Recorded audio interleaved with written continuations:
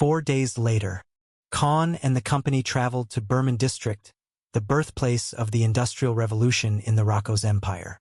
This district was famous for many reformative research and revolutionary inventions of known methods, applications related to the daily life of the citizens of the empire.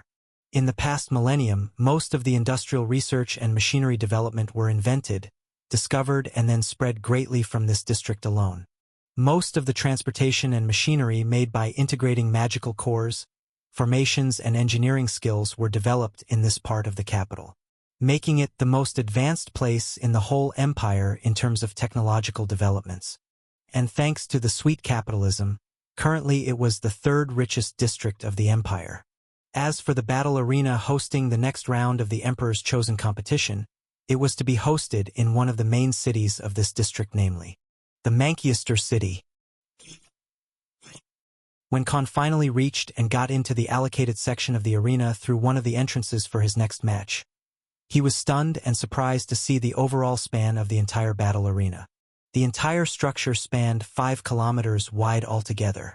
This time, there were only 5 battle rings, each having a length of 500 meters, while the remaining space was used to make sitting arrangements for the audience in 7 floors that encircled these battle rings, facilitating over 1.5 million people all at once.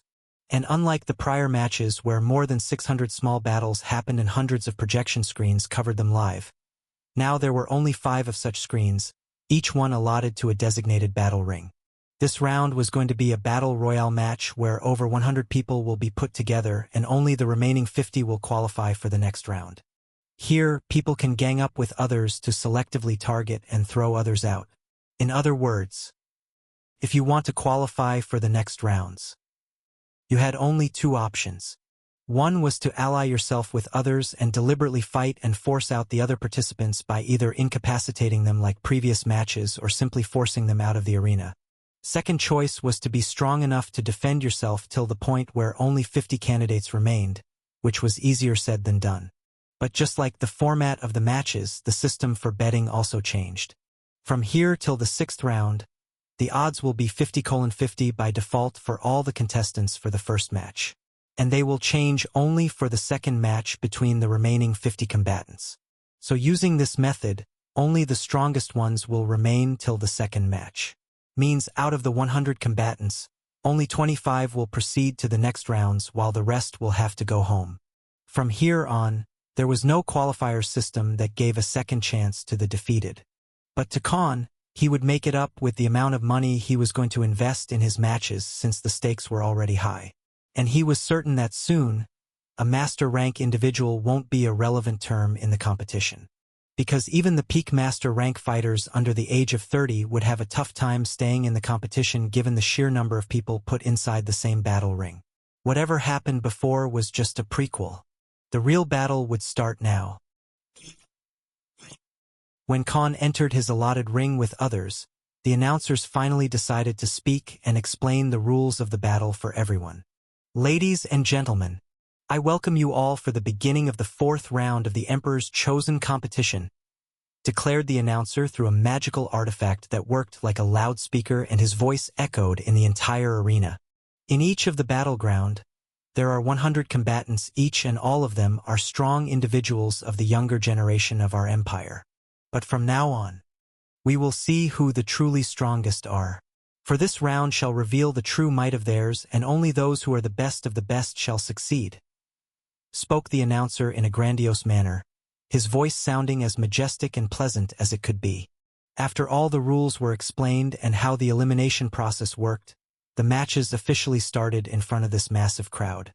Most of the audience was excited because this format also meant pure entertainment, as it'd give to stories of friendship, betrayal, and strategies to take on multiple enemies at once. It was going to be a metaphorical bloodbath in a way. When Khan's battle ring was signaled to begin fighting, everyone had a cautious expression on their eyes as they were randomly selected and had no prior information about their opponents. And the most tensed up were the ones standing in the middle, since they were the easiest targets for anyone to attack. One wrong move and you could be wiped out by a collective attack or a powerful spell by an opponent if you were unlucky. Hence, extreme caution was the priority for most of them, as many tried to create distance between each other. But at this moment, Something unexpected happened that completely shook the audience who paid attention to this ring and the participants who stood inside it. Yawn! A young swordsman donned in black and golden long coat and fighting gear yawned loudly as if he was tired to death. Khan, who was situated at the southern corner of the battle ring, yawned and laid his back against the hard surface of the floor, while he used his right arm to cover his eyes and used the greatsword he was using as a pillow for his head. He spoke in a sleepy tone as his words reached the ears of everyone in the battle ring and the ones watching the projection screens. You know what? I'm just gonna sleep on this one. Wake me up when all of this is over. Complete silence ensued in the battle ring, and the 99 combatants were stunned on the spot as soon as they noticed the swordsman in black and golden gear sleeping in the battlegrounds. Most of the baffled audience also couldn't believe their eyes and found this ordeal completely nonsensical. Khan, the perpetrator of this commotion, was sleeping on the floor and even used his greatsword as a pillow instead of getting ready to fight or be wary of the other people. That guy. What the hell is he trying to pull off? Asked one of the fighters in mage clothes. Who cares? Just some tryhard acting like a big deal. He will be taken care of very quickly anyway. Spoke an archer who stood closer to this mage. Conduct like this was often taken as a bluff or someone trying to show off by many people. The competition has already reached a point where gimmicks didn't work and only the strong could succeed from this point. Soon, a skirmish arose from the eastern end of this 500 meters wide battlefield, and many people started fighting amongst themselves to defeat and kick out others, as only 50 individuals were going to be selected for the next match through this elimination process. Khan, on the other end, was quietly sleeping like Snow White and wasn't bothered to partake in quarrels. Spells after spells and weapon skills after skills filled the battlefield as an intense yet organized battle started. Majority of the people who knew that they were weaker individually grouped up and targeted those who seemed stronger. This round would only stop when there were only 50 participants left. It didn't matter if you made it to that point with your own talent or some borrowed strength, so nobody felt guilty for their actions. After the first 10 minutes passed, 26 people were either knocked out or thrown out of the battlefield at various ends, while the remaining were now in a stalemate situation. Yawn. Khan yawned again as he changed his side and still slept soundly as if he was inside a bedroom. That bastard, said a burly wolfkin battleaxe. Let's kick out that pretentious bastard first, said a demonkin archer. Yeah. He's just putting on airs, so others will ignore him, spoke a swordsman. The group of 3 quickly charged towards Khan's direction as they decided to eliminate him next. But as soon as they reached the 50-meter radius away from him, shrill! A loud shrill filled the battlefield, and specifically, the 3 people heading towards Khan were dropped on the ground out of the blue. War dominance. Khan used this skill after so many months in a battle while his eyes and countenance were still that of a sleepyhead. This also attracted a lot of other combatants who were engaged in fights of their own. The 3 people who were forced to bury their faces in the floor were unable to move an inch, while Khan seemed as carefree as before. Grandmaster! That guy's a grandmaster! Shouted a participant at the southern end of the battlefield who slightly sensed Khan's aura from his position. Gasp! Dozens of people gasped at the same time after this revelation. At this very moment, there was a druid-class human amongst the contestants, donned in white and green robes. He let out a helpless sigh and murmured under his breath, "What's up with that guy? Isn't it too early to show his rank in front of so many people?" He spoke to himself. That reckless fool should have waited till the next round at least," spoke a 28-year-old human swordsman who stood 5 meters away from this druid. Both of them looked like they belonged to the same force based on their attire. "You know I can hear you, right?" said Khan, but his voice landed only on their ears.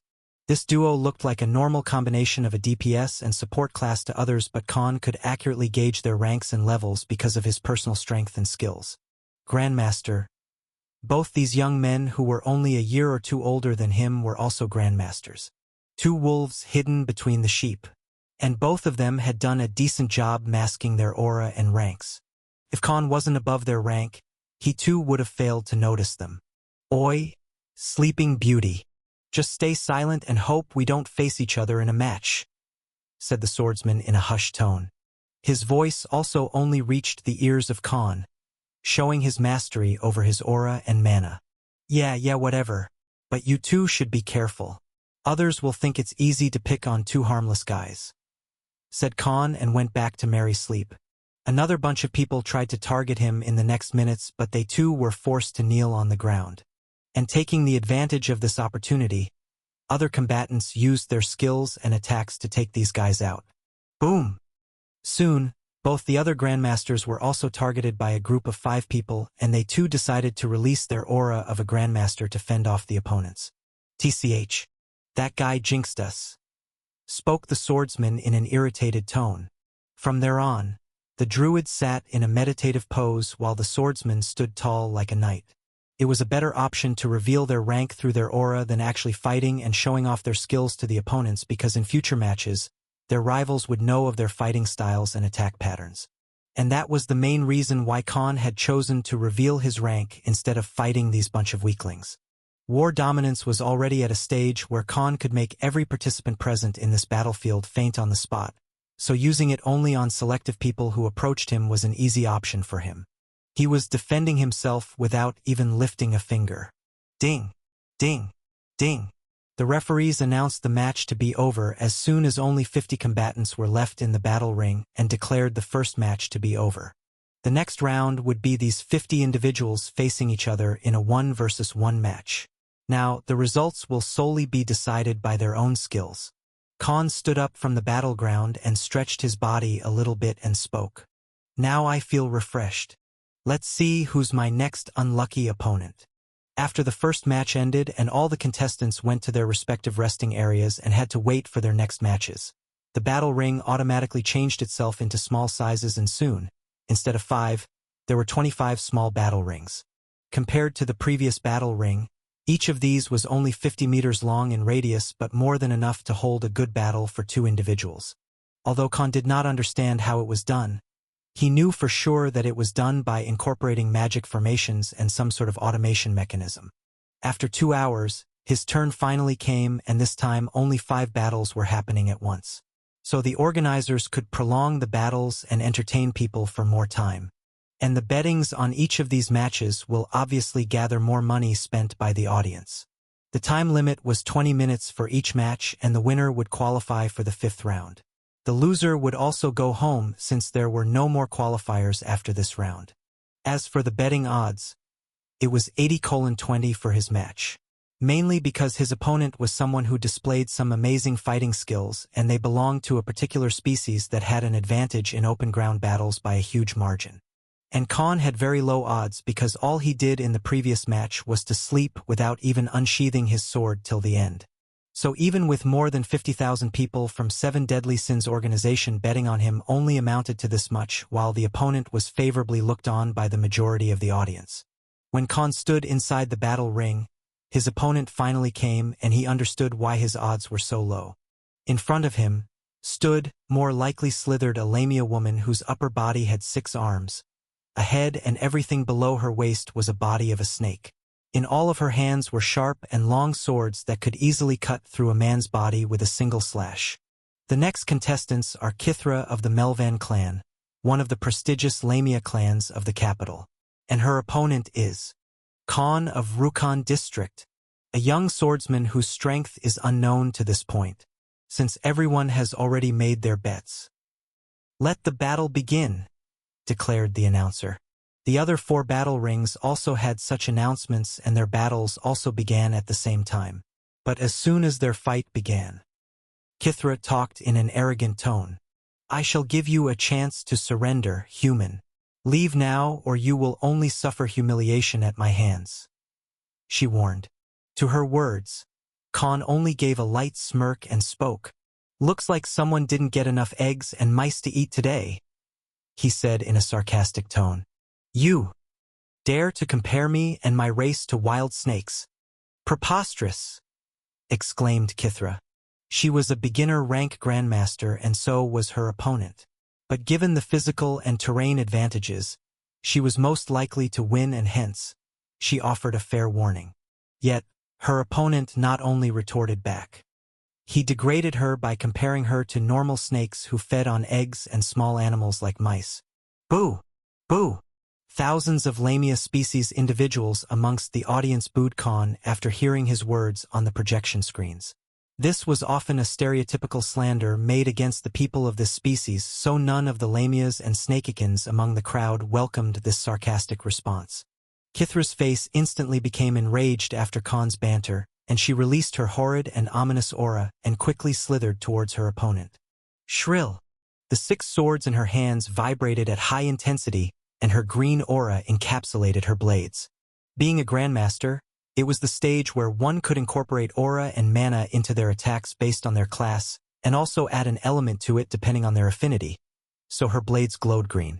Slash! Slash! Khan sidestepped and quickly dodged the multiple streams of aura blades. Sizzle! Sizzle! A sizzling sound came from the floor where the aura blades landed, and Khan could finally feel the lethality of these attacks. So she's using her species and bloodline advantage, thought Khan, because the blades that attacked him definitely had some venom incorporated in them. And Khan could easily guess how the Lamia opponent was using her kin specialty to add these elements and effects to her attacks.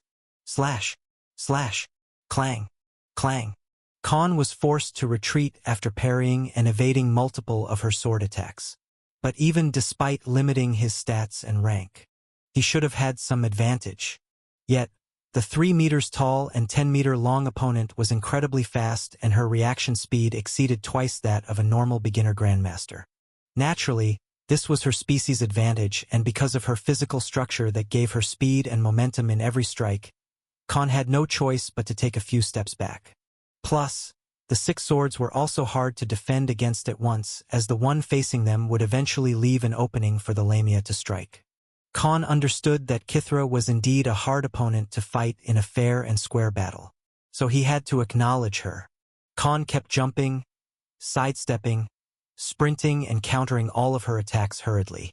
"Time for you to pay for mocking me and my kin," shouted Kithra, and the next second, her mouth opened 3 times wider than usual, and a burst of green fog was released towards Khan's direction. Author. Reference art for Kithra in chapter comments. Check it out. Cough. Cough. Khan coughed after getting surrounded by this sudden green most, and used his heat sense skill to locate the enemy's exact position to avoid getting attacked out of nowhere. Suddenly, both of his hands felt their grip loosening over his sword. But just then, he heard a notification from the long-dormant system after many months. Warning! The host has been poisoned. After nearly 2 months, the system finally spoke again as it relayed the warning about Khan being poisoned by the Lamia opponent through this green mist. Since Khan had limited his rank and stats to that of a beginner-rank grandmaster, he quickly felt his senses and strength dulling in a dozen seconds. Even the grip on his sword felt loosened at this point. "How long?" asked Khan to the system. "The host will require only 1 minute till the toxin is nullified and the host becomes immune to this form of poison. The host is advised to not make too many physical movements during the nullification process." Reported system. Even with the Grandmaster rank poison immunity, a minute was needed for him to become completely immune and unaffected by this poison, indicating that this poison spewed out by the opponent was just below the rare rank poisons. And from the effects, he could feel that it was more of a paralyzing agent than something which could mortally harm him. Shadow Walk. Khan quickly used the Shadow Walk skill, and his inside the shadow created by this dense mist, since the system suggested to not move for the upcoming minute till the poison was detoxified. Kithra slowly slithered towards Khan, was surrounded by the mist and barely visible to her and the audience.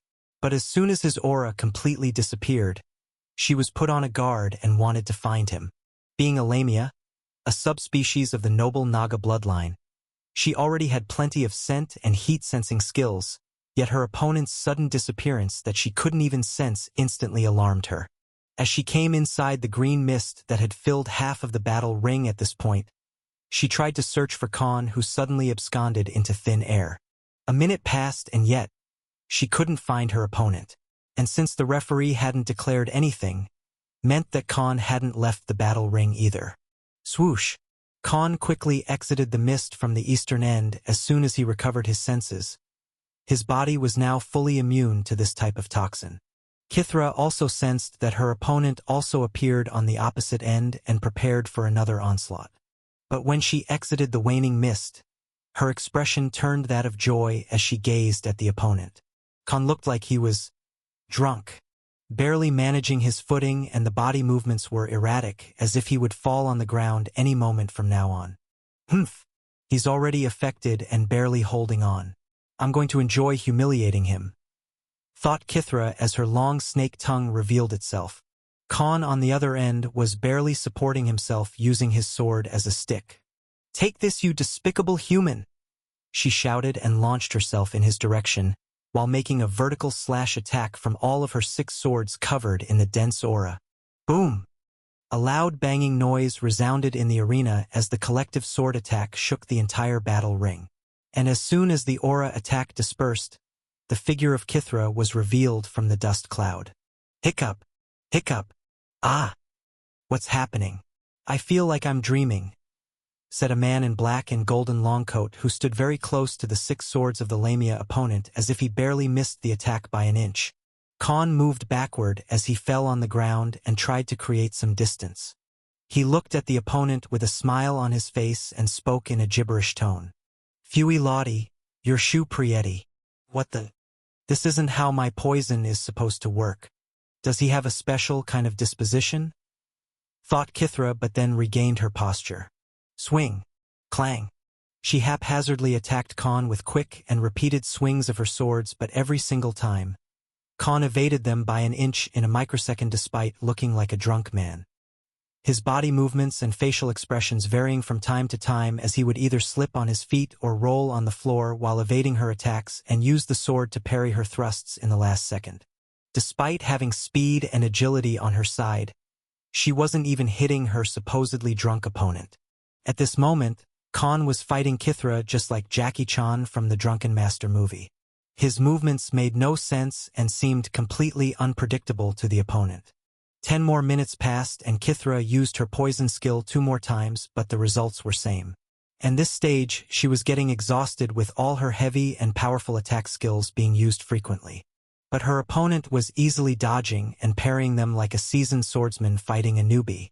This was already raising her temper as she wanted to put Khan in the ground. "Just stand there so I can beat you," she shouted in an exasperated tone to the audience. It seemed like she was an incapable fighter who couldn't even hit her opponent, who was already struggling to stand properly.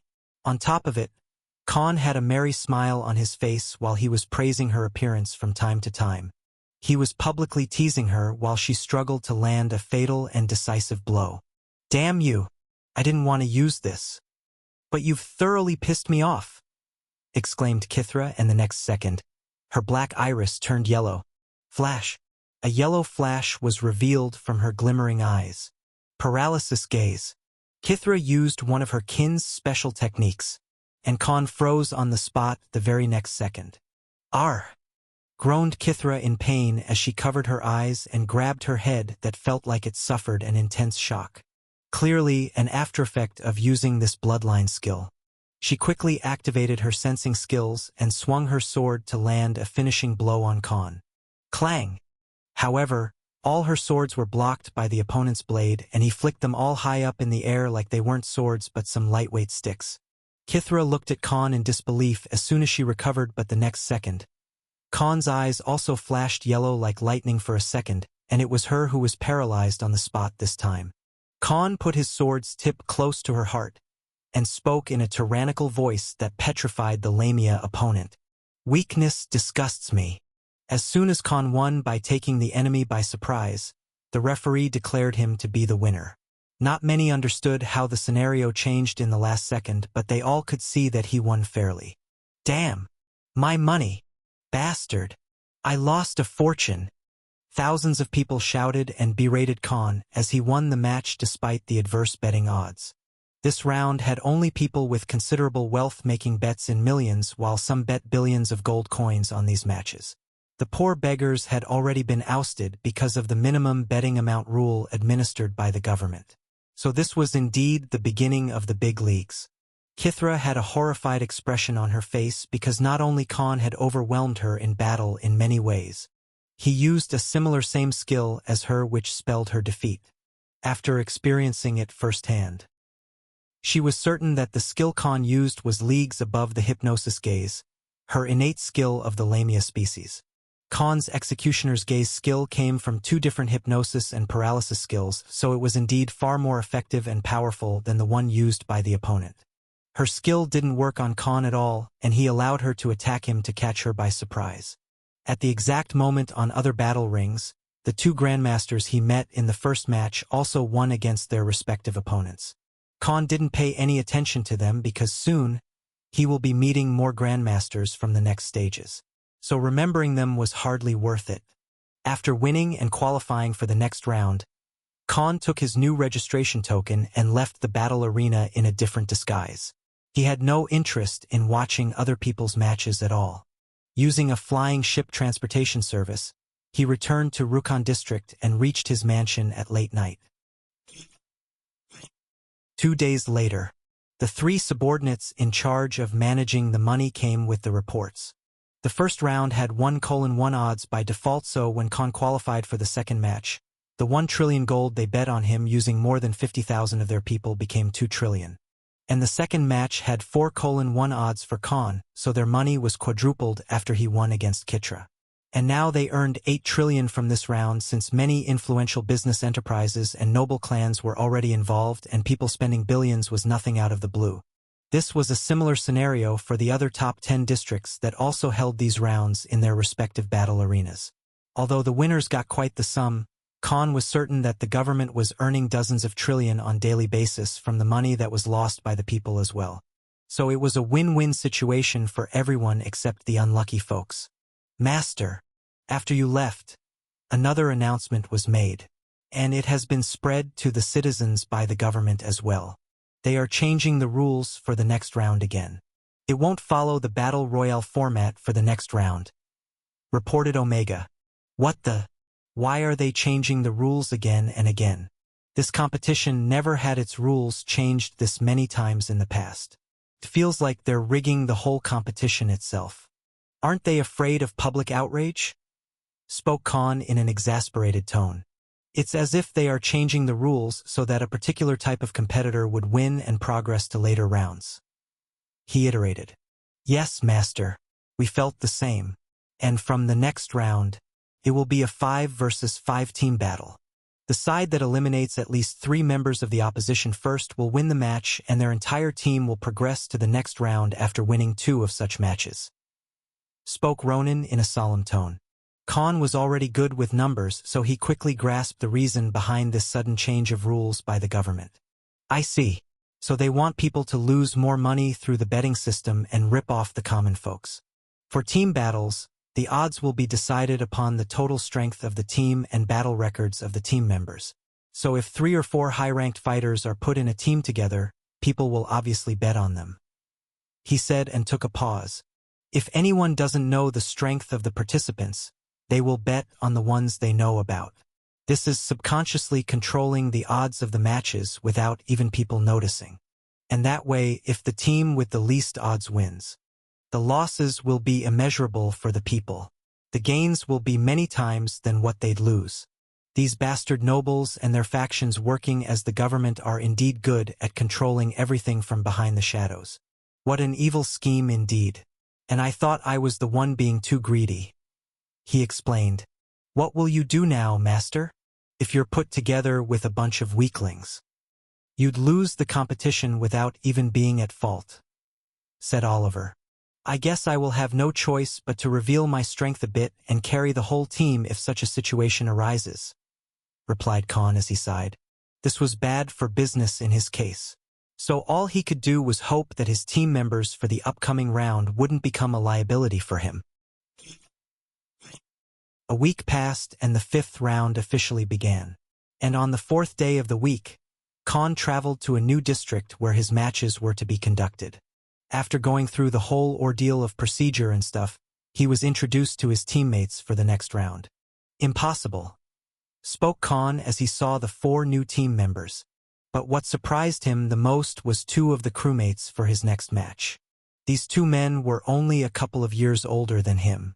The surprise on their faces was no different than his own, and all three of them pointed their fingers at each other like the Spider-Man meme and spoke in unison. "You gotta be shitting me." The three people gazed at each other with a baffled expression as they pointed their fingers at the opposite party. Even Khan found this coincidence hard to believe. "What are the odds?" spoke Khan softly. "Hey, why is this guy in our team?" spoke the dual swordsman clad in black armor made from a monster's body parts. His swords had claw-like edges on them, made to rip off his enemies.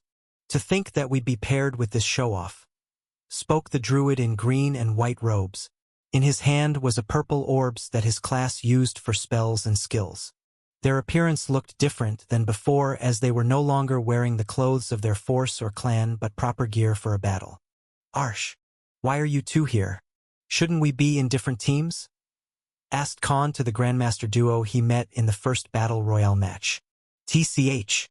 Looks like they put all the winners of that batch in the same team. And if we are here, means others who won that day are also put together in teams if my assumption is correct," said the druid. The three of them let out a sigh and accepted their unexpected fate instead of quarreling like little children. "My name is Elijah," said the druid. "I am Niklaus," spoke the dual swordsman. "I am Khan," he introduced. "So Khan, let me get straight to the point. We're both brothers and know how to fight together very well. I reckon you can hold your end as well, right?" asked Elijah. Khan shrugged his arms and replied with a bored expression as he responded. "As long as no one burdens me, I'm all good." "Hey, you three, do you think we're not here?" shouted a Peak Master rank Centaur Templar with a shield and a lance in his hand. Behind him was a thrall mage donned in white and blue robes, an ice elemental expert mage who leaked a chilling air from his body. He too was a Peak Master individual. "Shut up, dead weight," retorted Niklaus and released his aura of a Grandmaster on the two teammates. Suddenly, Khan decided to meddle in and spoke. "I have experience in commanding people in a group battle, so in case we are forced to team up, I shall be calling the shots," proposed Khan. "Yeah, as if I'm listening to a twat," said Niklaus in a mocking tone. "Control yourself, younger brother. We're not here to fight among ourselves. As for your proposition, I am well versed in commanding an entire squadron myself, so I should be doing it myself," spoke Elijah. "All right, suit yourself," said Khan and decided to wait for their turn to come up. After an hour-long wait, their team finally entered the 50-meter-wide rectangular battle ring. Their whole team's odds were only 75:25, 25 being their odds. Mean the opposition was stronger on paper at least. This was a small space for this type of battle involving 10 people at once.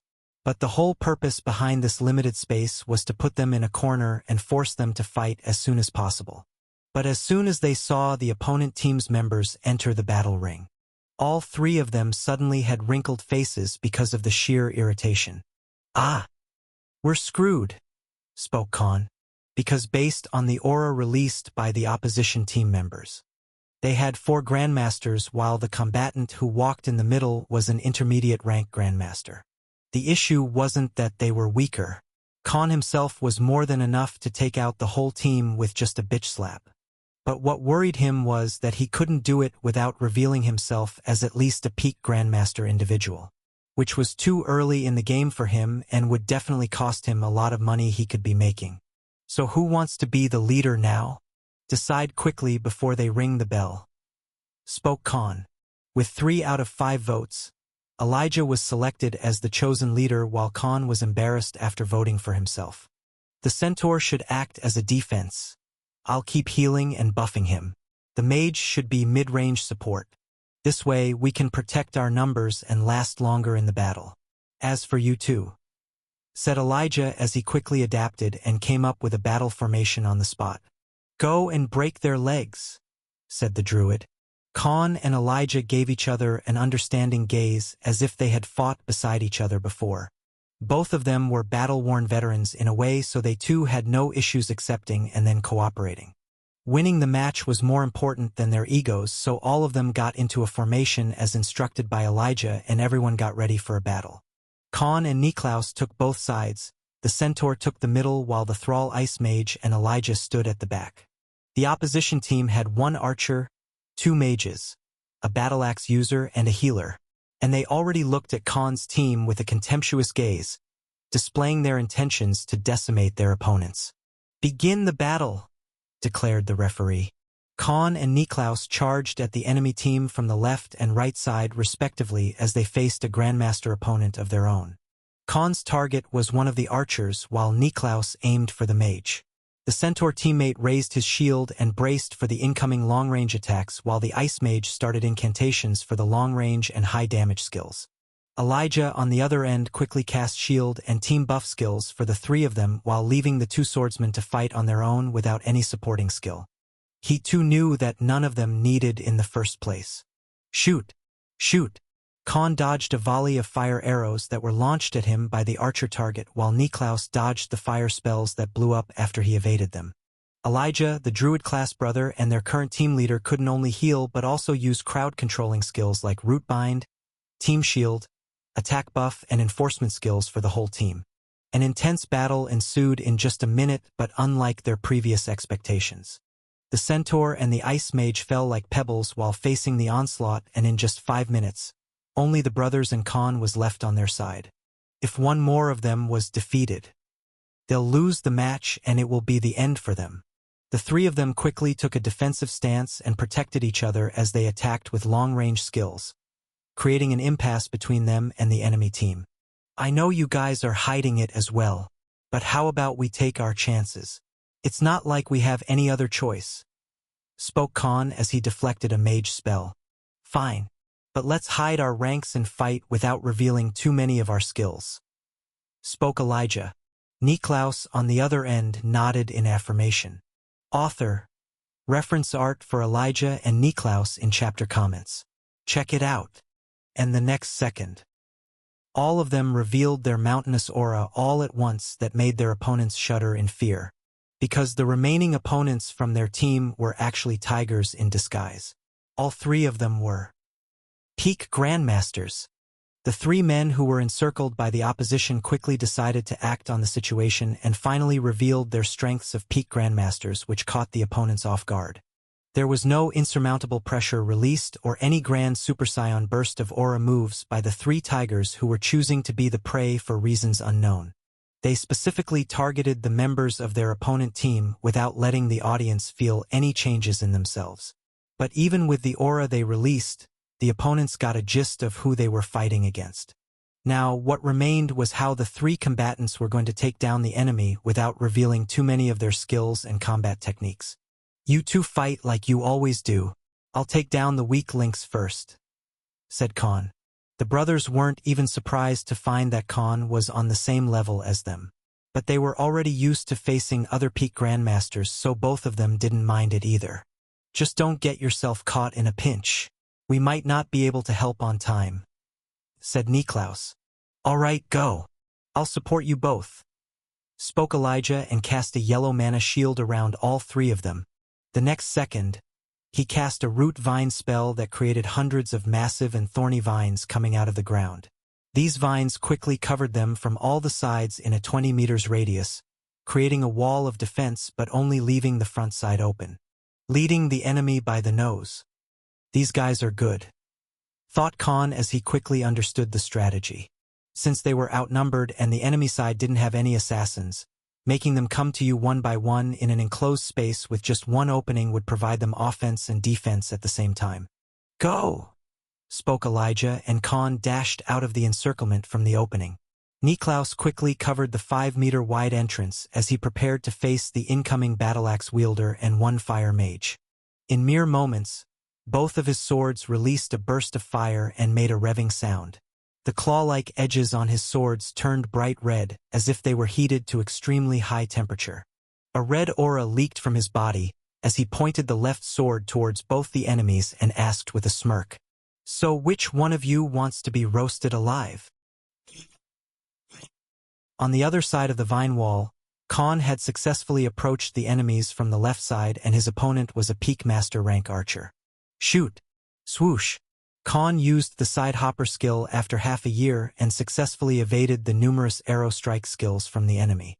Since Khan couldn't openly use his S-rank skills or Saint-rank skills related to swordsmanship, he was using the basic movement skills like the side hopper, one he frequently used in the past. Boom! Multiple explosions happened wherever the arrows landed as Khan sprinted towards his target while evading and parrying the arrows from the opponent. And just as soon as he came 10 meters close to the target, Khan's greatsword shone bright blue with sparks coming out of it. Lightning flash. He made a lightning elemental slash attack towards the opponent when he was caught off guard. Zap! The archer was zapped after getting struck by this strike and fainted on the spot. His straight and electrocuted hair stood like tall grass. But instead of feeling victorious, Khan quickly dashed towards the healer of the opponent's side. Niklaus on the other end launched multiple swirling sword aura blades made of fire elemental and burst attacks towards their opponents. Elijah quickly casts a sleeping and stun spell on the mage opponent simultaneously while Niklaus faced the battle-axe wielder head-on using this opportunity. Boom! Just as Khan was about to reach midway towards the healer, an ice spear landed in between the path and the second mage of their group revealed himself. The beginner-rank Grandmaster Mage cast dozens of ice elemental spells and launched a volley of spikes, spear, and AoE skills. Bang! Shrill! Clang! Khan attacked with lightning flash and windcutter skill as he rolled sideways to avoid the last AoE attack that would have frozen him on the spot. He then jumped high up in the air and launched himself towards the mage who was in the middle of chanting his next spell. But as soon as he looked at the somersaulting enemy, he was paralyzed on the spot after Khan's eyes flickered yellow. Zap! Khan zapped this mage as well by using Executioner's Gaze and knocked him out. The healer quickly cast a holy shield and then a protection barrier around herself. Because they just went from being the hunter to becoming the prey. As soon as 3 members of their team were taken out, they'd lose the match. Bang! Shing!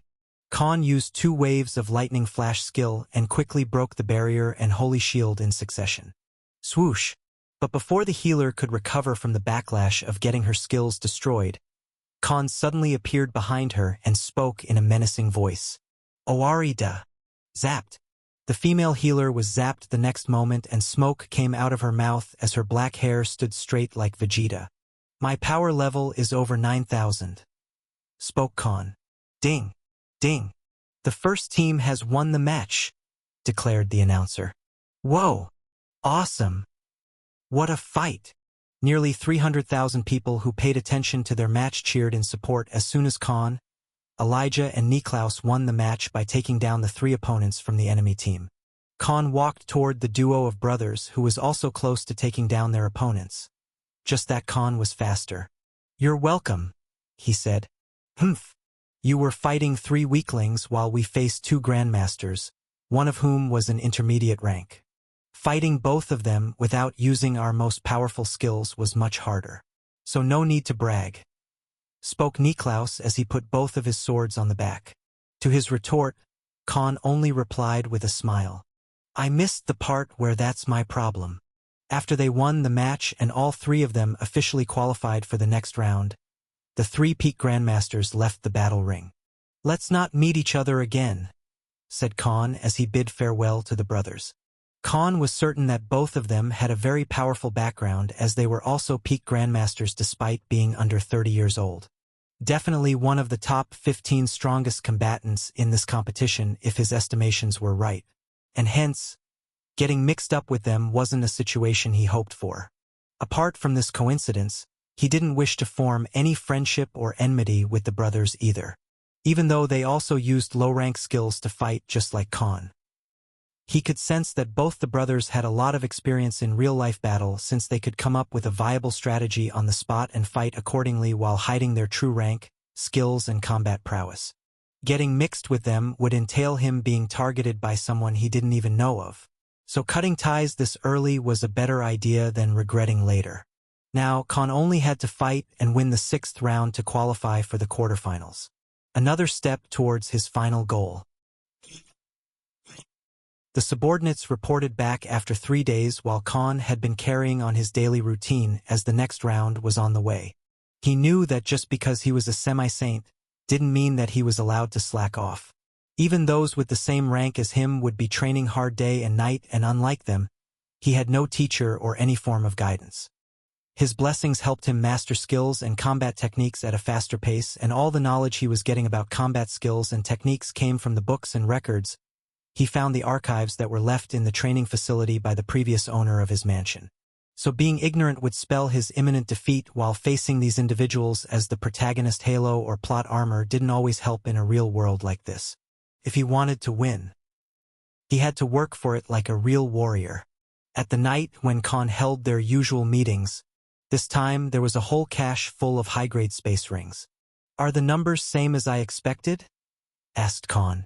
The 5 subordinates Omega, Ronin, Jugram, Oliver and Cyril nodded in response. "Our total earnings are 24 trillion after the last match," reported Omega. The odds for their battle were 75:25, and Khan had told them to bet all their fortune after seeing the odds. Given the 3-to-1 ratio, their earnings were tripled from 8 trillion to 24 trillion after his people had bet on him in the previous round. At this point, it was so much money that his people have been running out of high-grade space rings to collect all that wealth. And the medium-sized cache they brought was filled with more than 1,000 of such space rings. "Master, our current wealth is more than enough to establish ourselves in 7 more districts in the capital and rule the business worlds there no matter which field we choose. And if we were to factor the underworld organizations there, we can easily control these districts since there are no saints involved in the play," spoke Ronin. Khan gave it a thought and spoke after a minute. "Even though money is no longer an issue, we still lack manpower, connections, and most importantly, strength. So unless I become a saint myself, we really shouldn't be ignorant and bite more than what we can chew," spoke Khan with a serious countenance. "Besides, if things go the way I have planned, we might need all of the money in the future after this competition is over," he explained. Step, step. A set of footsteps resounded in the room, and a man donned in white and green robes walked inside. In his hands was a big and intrinsically designed book. Thud. Armin, the Pathfinder-class subordinate, placed this book on the table. "Master, I finally found it. Here are all the records about the places chosen as fiefdoms by the previous winners of the Emperor's Chosen competition. And I also looked for the places that met the conditions you stated yesterday. I think I have found a perfect match," spoke Armin. Khan nodded at the subordinate and opened the book and a particular page Armin had already bookmarked. "Just as I thought, the government was indeed hiding this fact from the public since a century now. This definitely has something to do with one of the previous heroes of some god," said Khan as he read the contents of the page. Khan had already told the subordinates about being a chosen hero of God of Darkness. So aside from his previous life, they knew about everything else. "Master, there are 2 more places, but I don't think they have anything to do with the heroes of the past or your predecessor, the 8th hero of Darkness. I have already marked them," said Armin after taking a seat. Khan spent half an hour reading the noted pages and finally reached a decision. "Although they are immensely useful in terms of monetary gain, I don't want to die after the competition. It would be too careless of anyone who isn't backed by one of the 3 factions to choose these 2 areas. Even if I were a bona fide saint, I still wouldn't dare to be this ambitious. And most importantly, we have different needs," said Khan, and informed all the subordinates, including Rudra and Blackwell, who were hidden in his shadow, about his future plans. 4 days later, Khan traveled to a district named Edo, the 9th most successful district in the capital, where his match was to be held in a city named Odos. For this round, it was going to be 3 versus 3 battles. But this time, the team that defeats all the members of the opposition first would be declared as the winner. After reaching the battle arena in a city in this district, Khan was introduced to his new allies. He was suddenly elated after looking at his new teammates, and subconsciously let out a content smile as he spoke in a joyous tone. "Omo Shiroi." In front of Khan stood 2 females. The reason why Khan felt elated was because of how beautiful and drop-dead gorgeous both of these women were. "Oh heavenly God! Have mercy on my soul. This is too much beauty for me to handle. And there's two of them," spoke Khan in his head. In this new life, he had seen some incredibly beautiful and gorgeous women, but he still wasn't able to recover from the trauma from the past life when it concerned the opposite gender. And that was one of the reasons why he had surrounded himself with mostly men when it came to comrades or allies. For some reason, he just couldn't find a woman trustworthy and would eventually end up questioning their motives. So he had been avoiding them to not waste his time on dealing with the issue. Maybe in the future, if he had a good relationship with a woman, he'd try to go past his psychological barrier, but for now, there was no need to. "Ha! What a pervert!" spoke the blonde female elven archer teammate. Her well-proportioned body under the white and yellow armor was a sight to behold for any normal and straight man. Even her annoyed expression made her look extremely cute in a way. "Hey, if admiring a woman's beauty is a crime, then I plead guilty," said Khan in a mischievous tone as he raised the right hand in the air. Despite the remark, Khan was still happy because at least for this round, he won't have to fight beside men again or end up beating women as an opponent. "Ha ha! I like this guy. He's very handsome and honest. Only if he was of my species, I would have liked to go on a date with him," spoke the second team member. The other teammate was a female Naga summoner.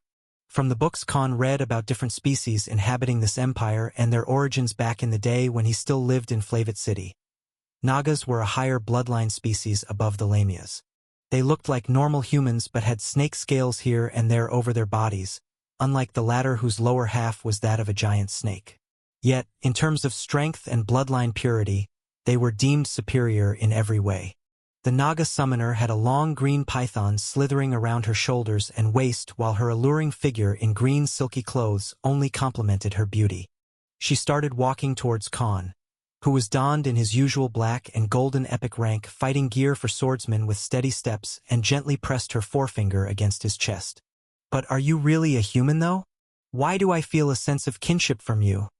she asked in a friendly tone. "Wait a minute. I think she's referring to my basilisk bloodline. After all, Nagas are descendants of the basilisks with low bloodline purity if I'm not wrong. As if she's referring to me, human. I feel a sense of connection to her as well, albeit very negligible," spoke Rudra in his tyrannical voice inside Khan's head. "Oh, you woke up as soon as there's a female snake in front? How convenient," thought Khan. "Who knows? Maybe we're meant to be," said Khan with a chuckle, trying to shift the topic. "Humph, we don't have much time, so let's introduce ourselves first and create a battle strategy. The rules say the one to wipe out the other team first will win, so all of us have no choice but to fight as a team," spoke the elven archer. "Fine then, I'll begin first," said Khan as he sat on a sofa in the room. "I'm Khan. I fight with a great sword and I'm an intermediate rank Grandmaster Swordsman. What about you two?" he asked after the introduction. "I am Elaine of the Elfenheim clan. I am also an intermediate rank Grandmaster Archer. I excel in wind and light elemental attacks and I have learned some rank archery skills as well," spoke the elf girl. Author. Reference art for Elaine Elfenheim in chapter comments. Baffled, Khan was caught off guard. Elfenheim. She must be from the same clan as Solomon, thought Khan. Wait a minute, how come I didn't see any elf individual in the competition before? Don't your people age differently? Asked Khan out of curiosity. Sigh. Elaine sighed in an exasperated manner as if she was fed up with this question already. Because my mother is a human, so I age normally like your species. Happy? She replied. I see. My bad. Then what about you? Spoke Khan, and then his gaze shifted towards the Naga summoner. Katlia Kulebra. I'm also the same rank as both of you and I'm a summoner. But unlike her, I'm a pureblood. Revealed the woman. Author. Reference art for Katlia Kulebra in chapter comments. Ah. You want to say something to me, you conservative fanatic? Spoke the suddenly riled up Elaine. I'm sorry, I don't have time to waste words on a half-breed, retorted Katlia as both women came close to each other and started a staring contest. Why don't we go for a round before the match? Challenged Elaine as she faced Katlia's face while standing very close to her. Oh damn. They are from the demi-human Va pureblood faction, I see. No wonder there is so much tension between them. Spoke Khan to himself, but instead of trying to meddle or stop the two wild women. Khan was still happy about how things were turning out, because at this moment, both of their mountainous bosoms were touching each other's. And Khan on the other side was enjoying watching God's greatest creations in a face-off with a red tinge on his face. Yeah boy, said Khan with a wide grin as he had no intentions to stop this quarrel anytime soon since the show was so blissful. After an hour passed, Khan and his new squad entered the battle ring. Their odds were 50-50 for this match based on the expected ranks of the combatants. But as soon as Khan saw the opponent team and their gear, he quickly reacted. For the first time in this competition, Khan decided to bring out the black and red greatsword with crimson veins that leaked blistering heat. In his hand was Lucifer. Inside the 100-meter wide battle ring, 6 combatants were ready to face off against the opponent team. Nearly 500,000 people comprised of different races and species had their eyes glued towards their match as everyone was expecting an intense and entertaining match. On the other end of this battle ring stood a dual swordsman Tengu who was clad in golden armor from head to toe. Even the dual swords in his hands glowed bright, indicating they both were at least epic rank weapons. The other members of this team were a female demonkin mage and a female enchantress who seemed to be a hybrid between Leshen Va succubus species based on her physical appearance. All of these opponents were intermediate rank grandmasters, and coincidentally, their lineup also matched with Khan's team as both crews had a male who was a swordsman while 2 females, one of whom was a pureblood while the other one was a half-breed. As soon as Khan laid his eyes on them, he was slightly taken aback and had no choice but to take this match seriously. Because the swordsman had some top-grade armor and weapons, and since Khan himself dealt in weapon manufacturing business, he knew how top-notch quality goods they were. In his opinion, the Tengu swordsman was definitely an heir of some top clan or had backing from a formidable force if he could be so well geared. As he looked at his current rare rank sword, Khan felt like the current weapon in his hand won't even last 20 strikes in a head-on clash based on the quality of the opponent's gear. I will fight the swordsman. Elaine, you handle the mage, and Katlia, you take down that enchantress. This is the best way for us to level the playing field instead of giving them an advantage. Spoke Khan in a serious tone. What are you saying? I should face that Tengu swordsman. He can fly and I can counter him perfectly, said Elaine in a surprised tone. Given his armor and equipment, do you think your arrows and skills can harm him before he knocks you out? Asked Khan as he rolled his eyes. That? Spoke Elaine, but her words stopped as soon as she noticed the Tengu swordsman's armor and swords. She knew her skills well, and given the current predicament, even her best defensive skills would only do some minor damage and the armor won't even be destroyed. All right, I'll handle the mage then. She complied after giving it a thought. The next moment Katlia spoke as well. An enchantress versus a summoner. I like a good challenge, she said with fired-up eyes after gazing at the hybrid succubus. Khan was relieved to see that his new teammates weren't some good-for-nothing pretentious girls but actually good fighters with a brain. Both of them had no problems fighting based on their circumstances and readily adapted to win the match without causing a fuss. I guess I have no choice then, he thought. The next second, a black and red greatsword with crimson veins that leaked blistering heat appeared in his hands. For the first time in this competition, Khan decided to bring out his best weapon of choice so far. And that was Lucifer. Ding! Ding! As soon as the match started, the enemy side got into a defensive formation. But instead of getting ready to face the opponents with their own formation, Elaine and Katlia quickly ran to the left and right sides respectively. Khan stood in the middle of this 100-meter wide battle ring and his teammates picked a side of their own. However, this already surprised the opponents. What the hell are they trying to do? Spoke the demonkin mage. Be careful. This feels more like a trap than an opportunity to attack and take out the enemy team's members. I think they're trying to bait us, said the Tengu swordsman in the front in his mature and rustic tone. I can cast some defensive formations and create barriers if you want. But my range will be limited, said the mixed-blood succubus. But after both Elaine and Katlia took one side and took control of one side of the battlefield, they looked at their respective opponents as per their previous agreement. And what Khan and the two beautiful women did surprised not just their opponents but the whole crowd that paid attention to their match. Middle finger. Khan, Katlia and Elaine gave a middle finger to their opponents after they directly looked into their eyes. Smirk. All three of them smirked and challenged their respective opponents as if saying, "Fight me if you dare," with a condescending expression. Gasp. Thousands of onlookers were surprised by this impolite gesture by Khan's team. "These bastards! They're looking down on us," spoke the Tengu swordsman in an angered tone. This was a publicly open challenge to their team. And now, if they ganged up and defeated their enemies one by one, their reputation as warriors would be thoroughly damaged in the public eye, and would also affect their reputation in the eyes of their respective forces. "I will be looked down upon in my clan if I let that bitch challenge me like this and I don't beat the hell out of her," spoke the female demonkin mage. Her eyes turned wrathful as she looked at Elaine. "How dare that bastard challenge me? I am the chosen representative of my clan in this competition. Even my armor and weapons are made by one of the best blacksmiths of the empire. And yet he doesn't seem to be scared at all. I will turn into a eunuch if I don't put his head under my feet," declared the dual swordsman. "Ah! That bitch thinks she's better than me because I'm a half-blood. I can see it in her eyes. I don't know about you two, but I'm not going to swallow this insult," said the succubus enchantress with furious eyes. "Fine then.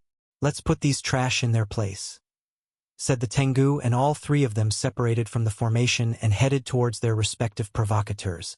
After all, none of them were some no-names. All three came from distinguished family backgrounds and reputed forces, and this was a slap in their face. Author, reference art for Tengu swordsman, demonkin mage, and mixed-blood succubus in chapter comments. Check it out. After the Tengu swordsman came 20 meters close to Khan, he spoke in an aggravated tone. "You! Prepare yourself to eat dirt. I'm going to make you pay for provoking me."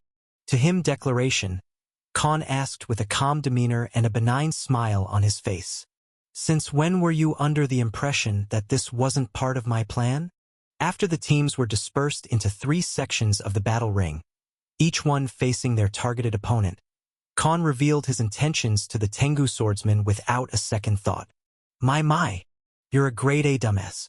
Did you even fight in a real battle or just this competition? How can you be so naive to walk into a trap just with simple provocations?" asked Khan with a coy expression. What trap? The one who should be worried is you," said the opponent. "Ah, it's like I'm talking to a toddler. Well then, filler character number 34. Let's begin. I promise I won't pluck out too many of your feathers," spoke Khan as he took a defensive. "Bastard! Who do you think you're talking to? Pluck my feathers? How about I skin you alive instead?" retorted the Tengu and spread his large black feathery wings. His species had a head of a crow and 2 black wings on their back in addition to their humanoid body structure of 2 arms and legs. But their wings were what their kin prided in most as they enabled their kind to fly in the sky unlike other species. And Khan's remark about plucking his feathers angered the swordsman to his core in just a second. As for Khan, who usually made such type of remarks to rile up his opponents, hit the mark again. At the same time, Elaine and Katlia passed similar comments to their respective opponents and made them furious as well. Showing them a middle finger, then making such disgraceful remarks was something Khan already planned ahead of the battle. It was to see if their opponents were cool-headed seasoned warriors or some hot-headed buffoons who couldn't even see through this simple war tactic. And luckily, their opponent team was the latter type. They clearly didn't prepare for a battle strategy and were too overconfident of themselves. "Listen to me, idiot. We just broke your formation with a single finger and separated your entire team. And now you're already by yourself. Yet you don't even understand it," "I guess I shouldn't have expected anything more from a bird brain," said Khan with a grin, making another bird joke. "You bastard! I'll kill you!" shouted the Tengu in an irritated tone and took an attacking posture. Boom! On the left side of the battlefield, Elaine and the Demonkin mage started their battle with a bang. The female mage created a protection barrier around her and launched AoE fire spells that exploded and shook the nearby 20 meters area. Elaine, on the other end, launched a volley of wind elemental attacks using her archery skills, fanning back the fire back at her opponent. On the right side, Katlia faced her enchantress opponent who was casting magic formations after formations in the air, and then using them to launch various types of elemental and destructive attacks at their opponent. Katlia, who was a summoner, gathered her mana around and created a tall and sturdy wall to protect herself. Then she summoned a giant halberd made up of dense mana in the air and attacked the opponent from a long distance. Although both classes functioned just like mages who were dependent on mana, the way they used it in a battle differed by a huge margin. Enchanters/Enchantress first created magic formations using their mana, and these magic formations channeled that mana to either attack or defend. Every magic formation had different uses, so this class paid more attention to mastering these formations and casting them quickly than studying how to use mana to cast different elemental spells. Summoner class had the same foundation as a mage, but instead of casting spells infused with mana, they created objects such as walls, spears, swords, shields, and even mimic a monster using their skills and mastery. And they could infuse a particular element inside their summoned objects as well. The key difference between these three classes was how they utilized and structured their mana for their spells, formations, and constructs. Khan was a person who was already studying magic, so knew about this basic and key difference, unlike the common population who thought they were all the same.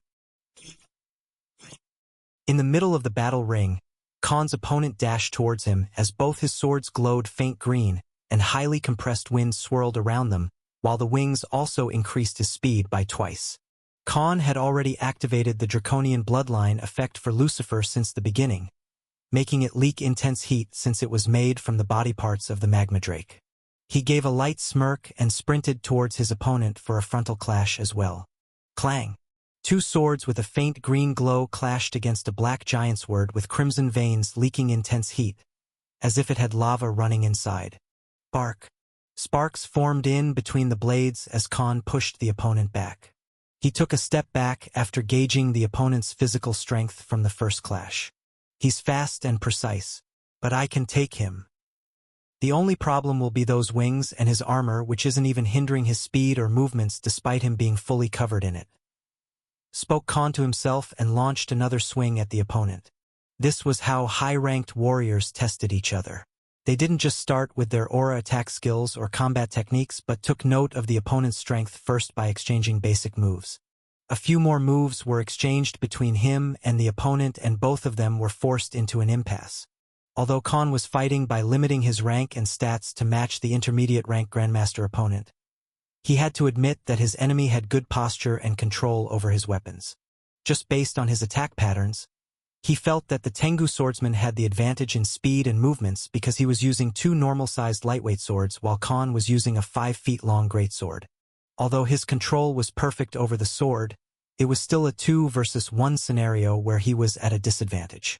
Just then, an idea came into his mind and he spoke to himself in a hushed tone. I guess I'll have to Sekiro this guy. The battle took an intense turn as three sets of fighters clashed against each other in a frontal clash. Dozens of spells and attack skills filled the battlefield at the same time. And to the audience, it was like fireworks lightning during a festival. Clang! Clang! Khan clashed again with his opponent and forced him backwards as he tilted his own head to dodge a stab made by the enemy.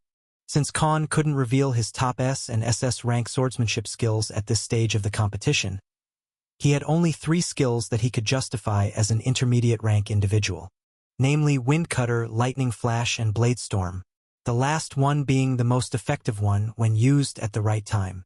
The Tengu swordsman launched blades after blades made from his aura while Khan kept parrying and evading like his prior battles. It wasn't that he was lacking in combat techniques, but he rather wanted to tire out his opponent first since their combat prowess was evenly matched at this point. For the next 10 minutes, everyone was engrossed in their own battles while the crowd enjoyed the show. And Khan, acting like the parry king he was, kept engaging the opponent. Shing. And just as expected, the Tengu warrior lost his balance for the first time while attacking continuously. The downside of using two swords was that both the swords needed a lot of speed, maneuvering, and additional force exerted by one arm at once while attacking an opponent. And hence, compared to a greatsword user like Khan who needed to only maintain his balance and speed defending, the Tengu warrior's stamina was depleting at a much faster rate. Sizzle. Sizzle. When Khan pushed the opponent back again with a kick on the torso, the opponent's armor absorbed the impact as he was thrown back in the air.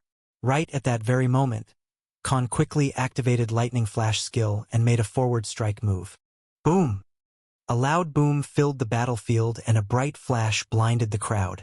Krang! The Tengu swordsman's armor made a krrr sound after receiving the lethal strike head-on. Since the opponent had lost his posture and left an opening, Khan made a decisive strike in that time frame. Flap! Flap! Flap! The Tengu for the first time used his wings for the flight and recovered his form in the air. "It's over, human. I have the high ground," said the Tengu swordsman. "You underestimate my power," replied Khan, and for the first time he used the Bladestorm skill. Flutter. Flutter. His clothes fluttered as an intense aura was leaked from his body and Lucifer shone crimson red. One by one, dozens of aura swords formed around the greatsword, many of which had different elemental attributes to them. All of them whirled around the greatsword rapidly like a tornado forming. Swing.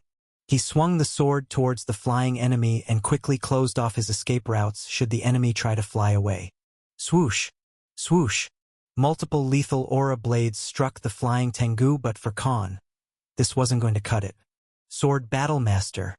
He activated the SS rank skill for just a second that allowed him to control all the swords in 1 kilometer radius, and the target for it being none other than two swords used by the opposition. Clatter. Clatter. Suddenly, the grip on the swords held by the opponent loosened while he was in a pinch as he flew from one direction to another, trying to avoid elemental aura blades. He quickly tightened his grip on the sword hilt, but before he could even control them, both the swords pulled him down towards the ground. Defense Shatter. Khan activated his most useful critical strike skills that allowed him to bypass physical defense and do additional 50% critical damage. What they? With broken posture and form, the Tengu dual swordsman was pulled down like an apple falling from the tree, and before he could even grasp what was happening. Stab. Khan suddenly appeared in between him and the ground and quickly stabbed through his right shoulder and collarbone. "Arr!" wailed the opponent as Khan impaled him so suddenly. Khan gave a slight grin to the groaning opponent after landing a death blow and electrocuted him with Lightning Flash skill. The Tengu swordsman fainted on the spot as his burnt feathers let out smoke and he dropped on the ground. Khan pulled out the bloody greatsword and dashed towards Katlia, who was in an impasse against the hybrid succubus enchantress.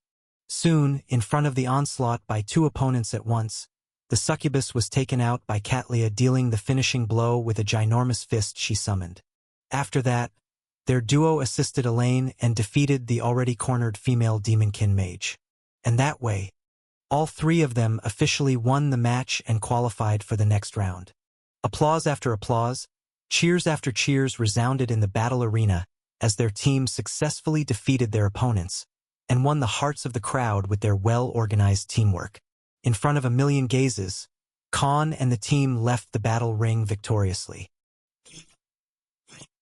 While Khan was discussing his next match details with the arena management staff, there was a certain group of people who were watching from quietly in one of the luxurious rooms built for the VIP audience. Not just one but more than 50 of such rooms that were occupied by many people from different influential clans and organizations had only one thought on their mind. "What's his name? Where does he come from?" asked a second stage St. Grey Wolfkin spearman to one of his aides.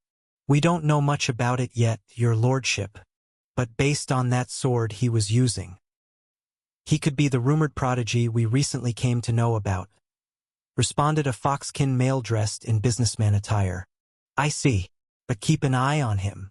We can't make a move unless we know that he is backed by that person or not," said the saint as he quietly watched Khan leave the battle arena from one of the entrances. His gaze then turned serious and he spoke with a tyrannical and deep voice. "Let's see if he becomes a good chess piece. Or someone we need to get rid of." Khan returned to his mansion at night while the subordinates were carrying out their duty to collect all their earnings from his matches, which would take them a few days to tally before they reported it to their master. But this time, Khan also had an infuriated expression on his face.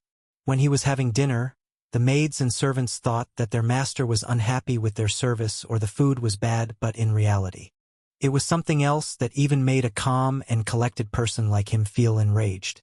The rules were changed. Again, by the previous set of rules, he should have qualified for the quarterfinals after winning today's match. But after he went to arena management for details regarding his next match, they informed him that new rules were added and the match schedule had changed since yesterday. There will be another one-on-one battle for all the participants in the 7th round, where the winner who wins both the matches will qualify for the quarterfinals. What kind of bullshit is this? Does the government really think people with brains won't know? He spoke with an infuriated tone. To the normal public, it would appear as if the competition would give them extra matches and more entertainment with all these rounds that were happening every day throughout the empire. To someone dealing in the business world, it would appear that the government was trying to extend the competition to make extra money with more matches and rounds where people would bet their fortune through the betting system. But to someone like Khan, who had seen a side of the inner circle and how the powerful ruled the empire, knew that it was just a front to cover up something big.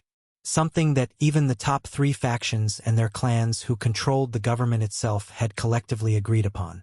And anyone who wasn't part of their circle would not be able to see through it at all. "Fine then. I'll play along for now, until I find out what's happening behind the scenes," he said with a resolute mind. 5 days later, the subordinates came back with the reports and also suggested some ways to launder the money in case they have to legally invest it somewhere in the future. Khan was now the owner of 50 trillion gold coins. He had no idea how rich he would be on Earth if the gold prices were to be converted into dollars.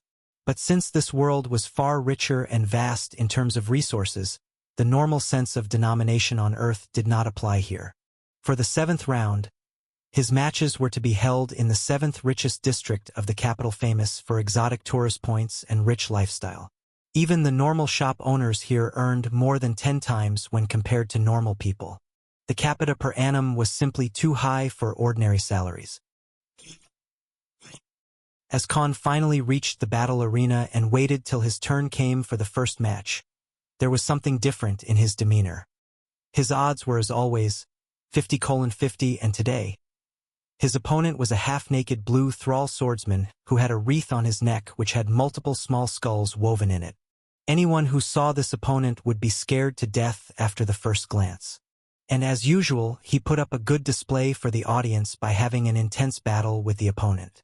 Thralls could temporarily turn themselves into smoke for a dozen seconds, so Khan acted like he was getting cornered and played around by the opponent as he dodged, evaded, and parried the variety of attacks in a nick of time.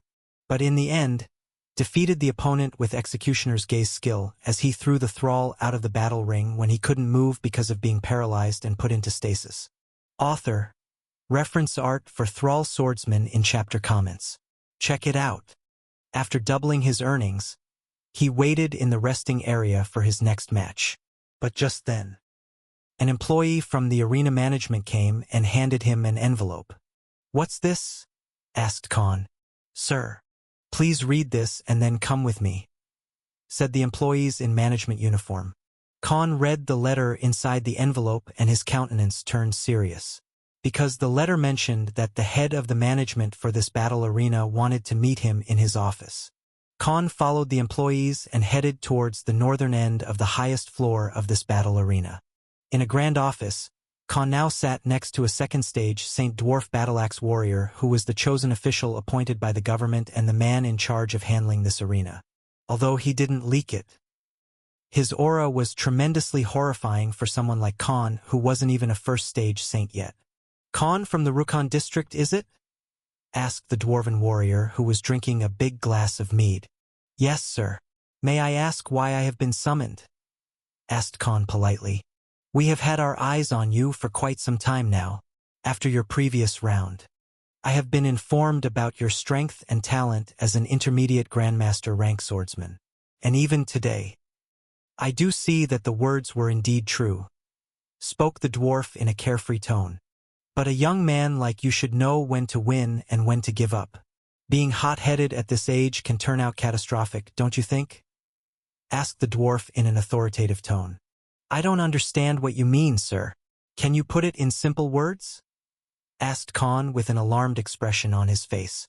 Boom! The next second, the entire room was filled with heavy and horrifying pressure as the second stage saint released an insurmountable aura. Thud! Khan was forced to fall from the chair and both his hands and legs gave out under this pressure. The dwarven official then spoke in a deathly tone as he released his killing intent on the young swordsman. What I mean is, he took a pause and spoke in a tyrannical and grim voice. I want you to lose the next match. Inside the main office where the elected official handled the management of this particular battle arena, a dense and tangible aura filled the entire room as the dwarven saint released his killing intent on the young swordsman in front of him. Khan, who was on the receiving end of this intense and deathly aura, was forced to kneel on the floor for the first time in his new life. His veins pulsated rapidly and popped out his face while the bones in his body felt like they'd shatter if this predicament carried on for a few more minutes. Stay inside. I'll handle this, Khan yelled at Rudra va Blackwell, both of whom went awry inside his shadow and wanted to come out as they too felt the unshakable threat to their lives. He himself didn't dare to use war dominance either, because that skill could barely make him stand pressure from a first-stage saint. But this dwarf was a second stage, even 5 times stronger than Khan's current max capacity. Blood leaked from both the nostrils and his eyes almost popped out as Khan struggled to move a muscle and almost couldn't breathe. In nearly a year of his new life in this world, Khan had felt this feeling 3 times so far. One was when he fought Ajak, the dark summoner who literally killed Khan in the dungeon. The second time was when Khan had been facing Arkham va Solomon alone in a battle to life and death inside the restriction barrier, and the third was this exact moment. The last one was far more terrifying than the first 2 incidents because at this moment, the dwarven saint had Khan's life was in the palm of his hands, and if he wanted to, the young man would die from suffocating from this aura alone. The dwarf quickly retracted his aura and Khan finally regained control over his body. Blurg! He puked blood out of his mouth and coughed spontaneously. Do you understand what I'm saying? Asked the dwarf. His tone felt like a mountain looking at a small pebble. Yee. Cough. Cough. Yes. Yes, sir. Spoke Khan while he was still struggling to breathe. Beads of sweat covered his face as he barely gathered the strength to stand up. Good. Now go and prepare for your next match. Your opponent is someone who belongs to one of the influential clans from the 3 factions. Just put up a good show and lose with some dignity. That should be enough to entertain the crowd. And remember, spoke the dwarf as he continued in a threatening tone, don't try to pull some sort of stunt, or only your corpse will leave this arena. Warned the second stage saint. Khan clenched his fist tightly and nodded in affirmation. It took every inch of his being to control his anger and not do something reckless at this moment. There was a time to attack while there were also times where one had to take a step back. After Khan left the room, the dwarf called out for his secretary. Keep an eye on that human. If he tries to pull something during the match, you know what to do, commanded the dwarven saint as he gave a deathly glance to Khan's back. Author. Reference art for Dwarven Saint in chapter comments. Khan, who returned to the resting area, was covered in sweat and breathing heavily, felt like being born anew. The happenings of a few minutes ago felt like he had been forced at death's door only to be brought back. Compared to the time when God of Darkness killed him thousands of times for being rude and brought him back to life in microseconds, this experience was hardly worth mentioning. But now, it was his body that could hardly stand such pressure and he needed immediate rest. Any blunder back in the main office and Khan would be lying dead on the floor. And this time, there was no coming back to life for real. He kept panting and spoke to himself. So that's how it was. This whole competition itself is a scam. Even I had a feeling that they'd rig the matches where only their chosen combatants from the top 3 factions would win both the matches and progress to the next round, while the rest would be disqualified by either fixing the matches or forcing the participants to forfeit. I'm sure many other fighters with no background or backing are subjected to the same threats throughout the Empire. So in the end, the quarterfinals will have only their chosen representatives from the 3 factions, and the winner will always come from their circle of the top brasses. Spoke Khan as he finally regained control over his body and leaned on a chair. Who's going to ask for justice when the entire system is rigged? Why are you so weak, human? This humiliation. I shall never forget it, shouted Rudra inside Khan's mind. Yeah. As if you were any help either, retorted Khan. Ronin, can you hear me? He telepathically contacted the rogue subordinate. Yes, master, replied Ronin, who was mixed in the crowd. Khan gave him a particular instruction and explained his situation. There were only 2 options now. Either win and die a fool's death, or lose and multiply his wealth by betting on his loss. But there was still the slap in the form of humiliation he received today. The current Khan knew when to retreat, but this was something he just couldn't swallow down. Yes, master. I will need only an hour, replied Ronin. After 2 hours, Khan's turn came, and his opponent was an intermediate-rank grandmaster of the young generation who was an heir of one of the top 100 most powerful influential clans in the whole empire. And naturally, Khan's odds were 80:20 because of the opponent's popularity. Master, I have gathered the information, but you'll be gambling your life if we do this, spoke Ronin and reported the key information Khan asked him to gather. Good. Proceed as we planned. He relayed the command and entered the battle ring before the betting counters were closed off. Begin the fight, shouted the referee. Boom! Khan's aura suddenly erupted. His bloodlust fully released, and his angry face made him look like a berserk beast as he stared right in the eyes of his opponent and spoke in a grim voice. Oye! My hands are itching today, so be prepared, he said, and approached the enemy with wrathful eyes. Because I'm going to use you as my punching bag. After the match commenced, Khan openly declared that he would beat the opponent as if his victory was already decided. The 30 years old, 7 feet tall human knight, clad in white and golden armor with a lion head sigil embedded on the chest, stood at the other end of the battle ring and was completely taken aback, but then his face turned furious toward Khan. He was a knight and Khan was a swordsman. Everyone knew who had more resilience and defensive capabilities based on their professions. Huh? Who do you think you're talking to? Peasant. I was gonna go easy on you. So if you don't want to get publicly humiliated by me, you should apologize to me right now, exclaimed the man in fury. He was the clan heir of one of the powerful clans from the neutral faction. Yet someone he never even heard of was looking down on him, and that too in front of an audience of 2 million people. He banged his greatsword on the shield and equipped his helmet as he took a defensive stance.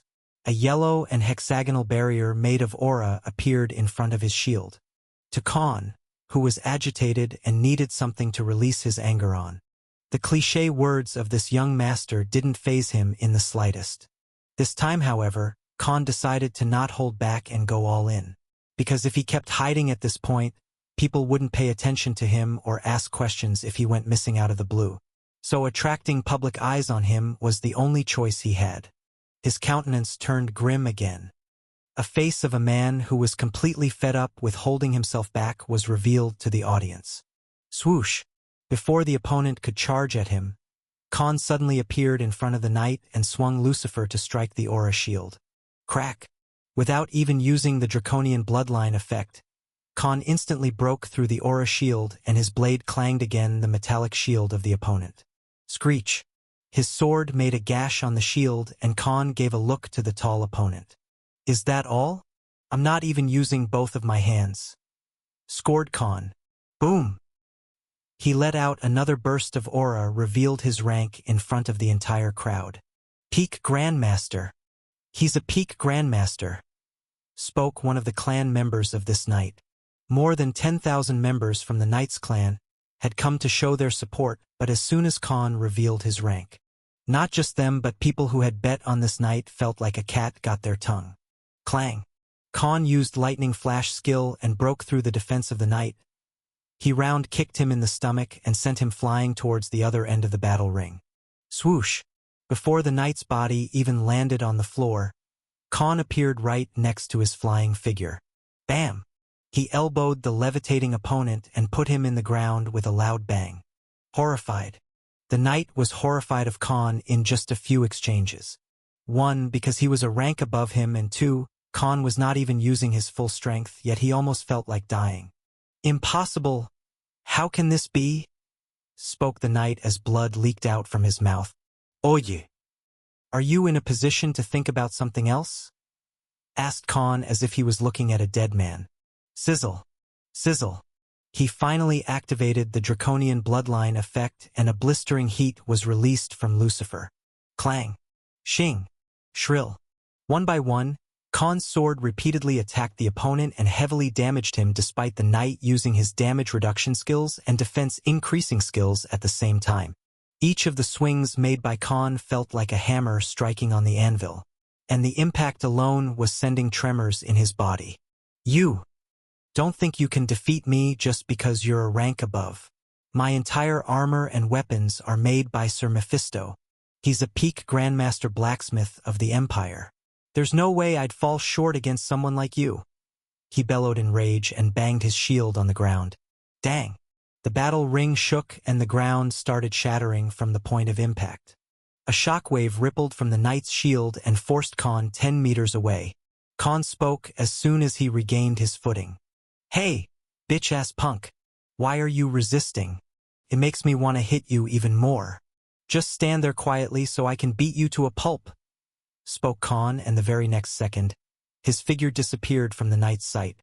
Behind you! A whisper reached the knight's ears and he turned his head back. A set of wrathful eyes stared right into his own and a palm appeared right in front of his face. Grasp! Khan jumped and grabbed the knight's helmet. He pulled it out and threw it out of the battle ring. Swing! He made a horizontal swing infused with fire element aura and pushed the opponent on the back foot again. This time, there was a big and hollow dent on the massive shield after suffering from the impact. Why the hell should I care if your gear is made by a peak Grandmaster blacksmith? Who the hell said that you can win against anyone just because you have better armors and weapons? Let me break that stupid notion of yours, said Khan and dashed at the enemy with full speed. Clang! Clang! Bang! Bang! For the next 2 minutes. The entire battle arena went silent. Nobody paid attention to other matches because the one between the knight and the swordsman had taken a sudden turn of events that baffled all the onlookers. Because right now, Khan was consistently attacking the knight like a maniac gone berserk. Khan hadn't even activated all of his attack buff or berserk skills, and yet his heavy and unshakable aura blades from the Bladestorm skill had started chipping down the knight heir's shield, and even the greatsword in his hands started cracking. It wasn't that the opponent's shield or sword were weaker. Just that Lucifer was made from the magma drake's claws, which even a sword made from mithril couldn't scratch. It was already in a different league above other epic rank swords. But incorporated with Khan's furious attacks, there wasn't much the epic rank weaponry of the knight could do. Crack! Crack! In the next 5 minutes, Khan cracked open the shield and broke the sword in 2 pieces using Lucifer. The knight almost started crying after watching how his opponent break his precious gear. Author. Reference art for knight opponent in chapter comments. Just then, Khan declared in a loud voice. His words echoed in the entire battle arena as he made a groundbreaking revelation. What a trash gear. It still cannot stand up against the better quality weapon made by a better blacksmith. He revealed. What do you mean? Asked the knight in disbelief. You see, my sword is forged by the best blacksmith in the entire Rocco's empire. It's made by, he said and continued in a kingly tone, the peak Grandmaster blacksmith Albestros Winston, he declared for the audience. As for you, he said with a wide grin on his face, let's start the real beating session. In the middle of the battle ring, Khan intentionally revealed the information about his sword being made by Albestros Winston, one of the peak Grandmaster blacksmiths of the Rocco's Empire. There was a reason for him to reveal this hand this early, because today's experience already made him realize that nobody paid attention to an underdog and they're easy to remove if people aren't watching. So before the result of this match came out, he'd at least used this opportunity to reveal the man who was backing him up. He only revealed that his sword was made by Albestros to the audience, but soon, the news would reach the top brass and then will take notice of him because of the rumors he already spread last week. So the majority of the so-called clans and their people will be hesitant about picking a fight with him as they do with people without any powerful background. And the reason why he revealed his rank only as a peak grandmaster was to surprise the people and not question how he was easily thrashing the opponent. As for this guy in front of him, Khan hadn't even warmed up yet or let out his anger at all. Clang! Bang! What happened next was something that gave chills to the majority of the audience. Khan made precise cuts and well-controlled swings in a way that they cut through the armor but didn't hurt the opponent. And in front of 2 million people. This heir of a top influential clan watched his precious armor getting torn down to pieces while all he could do was try to avoid the greatsword's edges and hope that it wouldn't cut him instead. Pieces after pieces fell on the floor and the 7-feet-tall opponent who was taller than Khan was reduced to a half-naked sausage. This was a thorough humiliation. Not only could the heir retort or fight back, but also couldn't willingly submit defeat either. Otherwise, he won't have a face to show after this match. For now, the opponent being a peak grandmaster could at least justify his loss, but if he quit, he'd be a laughingstock for his entire life. However, the next minute, even the knight himself was shocked, because Khan plunged Lucifer down in the floor and rolled up his sleeves. "Hey, bastard! Didn't I tell you to not fight back? Was that hard to understand?" said Khan in a tyrannical voice as he walked closer to the opponent who was panting heavily and kneeling on the floor. "You think I won't beat the shit out of because you're some glorified heir of some noble clan? Didn't you understand what I said? That I'm already in a bad mood and would use you as a punching? Why did you resist? Now I'm even more angry," spoke Khan as he kept releasing his deathly aura and froze the opponent on the spot. Slap! Then what he did would go down in the history of a millennium of the Emperor's Chosen competition.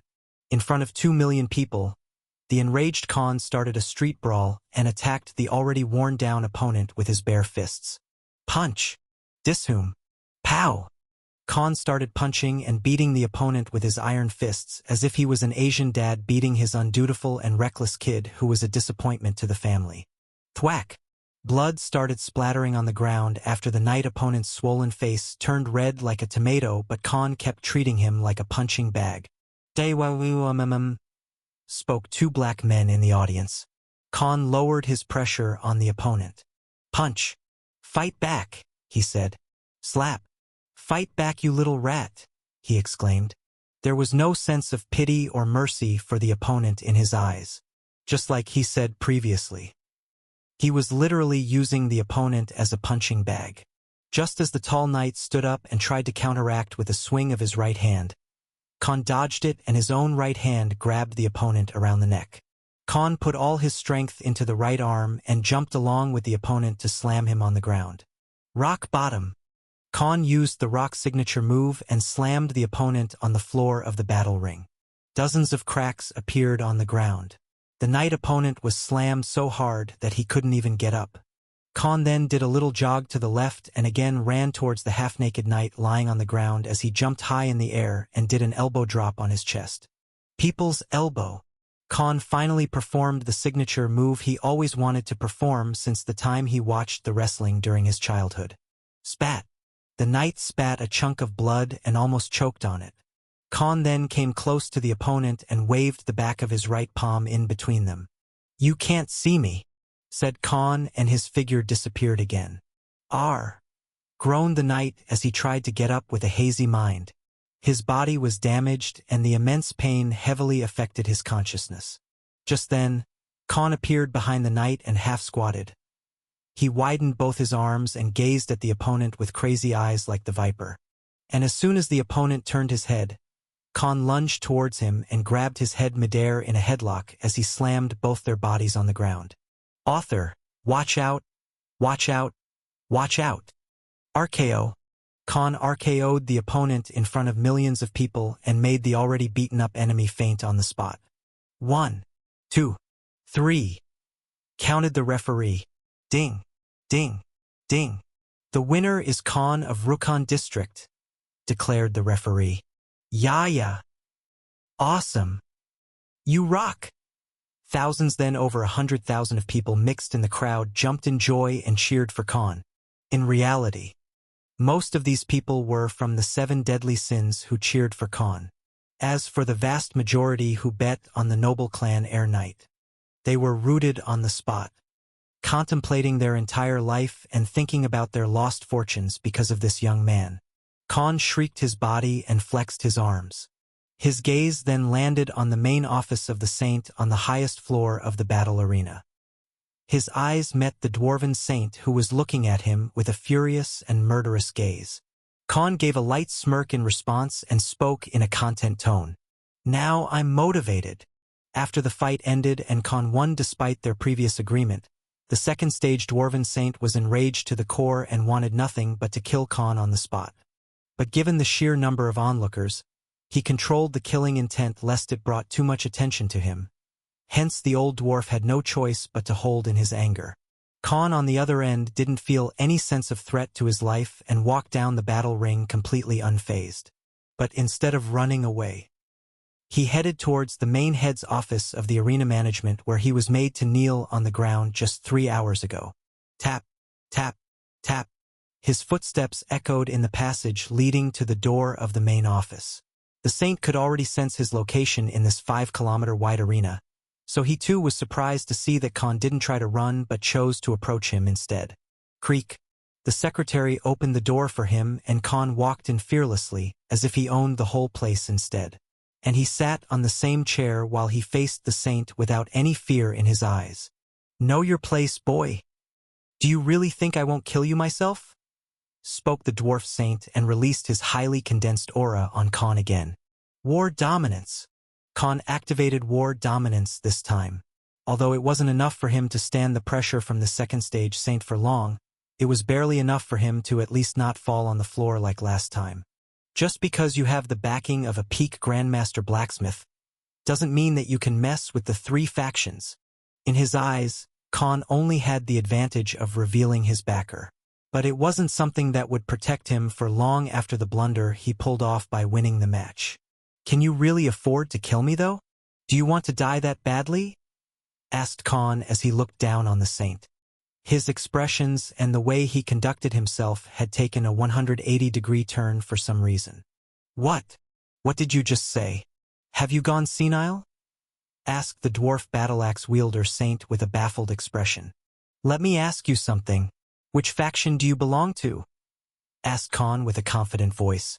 I'm from the Gimli dwarven clan of the Pureblood faction. Spoke the dwarf with a curious expression on his face. Good. Then take a look at this before you do something stupid again, said Khan with a carefree expression.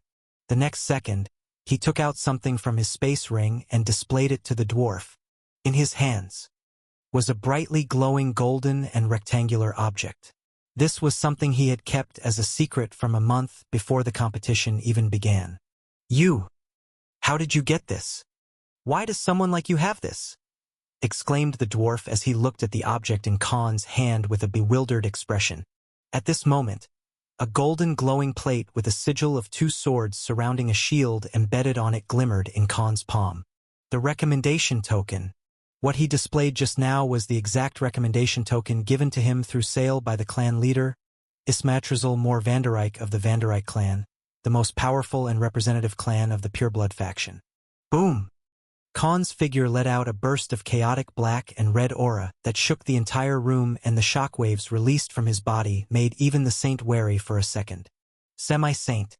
Khan revealed his real rank and full strength of a semi-saint rank warrior. Even the dwarven saint had his jaw dropped on the ground after this sudden revelation. Do you understand why I have this token? Asked Khan as he folded both his arms. This This is a recommendation token from the faction leader himself. Why haven't any of the saints heard about it then? Asked the old dwarf as he still found this new piece of information hard to swallow. Each faction is allowed only 2 of such recommendation tokens, and they're given to only the chosen representatives of the faction. But we already gave 1 to our semi-saint. This is also a testament of full support to the candidate from the entire faction. Harming them or creating problems for them during the competition means making an enemy of the entire faction. He revealed in a jittery tone. Oh, so it actually belonged to their faction leader. Thought Khan, but didn't show the surprise on his face. And revealing it would be very helpful in keeping it secret, Khan said, and gave a daunting look at the dwarf. I did a little research on you. You may be a second-stage saint. But even in your clan or the faction itself, you're not even in the top 20 strongest people. Spoke Khan in a serious tone. So what do you think will happen if you do something to me or I spread the word about today's incident to the clan leader of the Vanderite clan? On one hand, there's someone who doesn't even deserve to sit at the same table as them, and on the other, someone who was handpicked by the faction leader himself. Who do you think they will side with?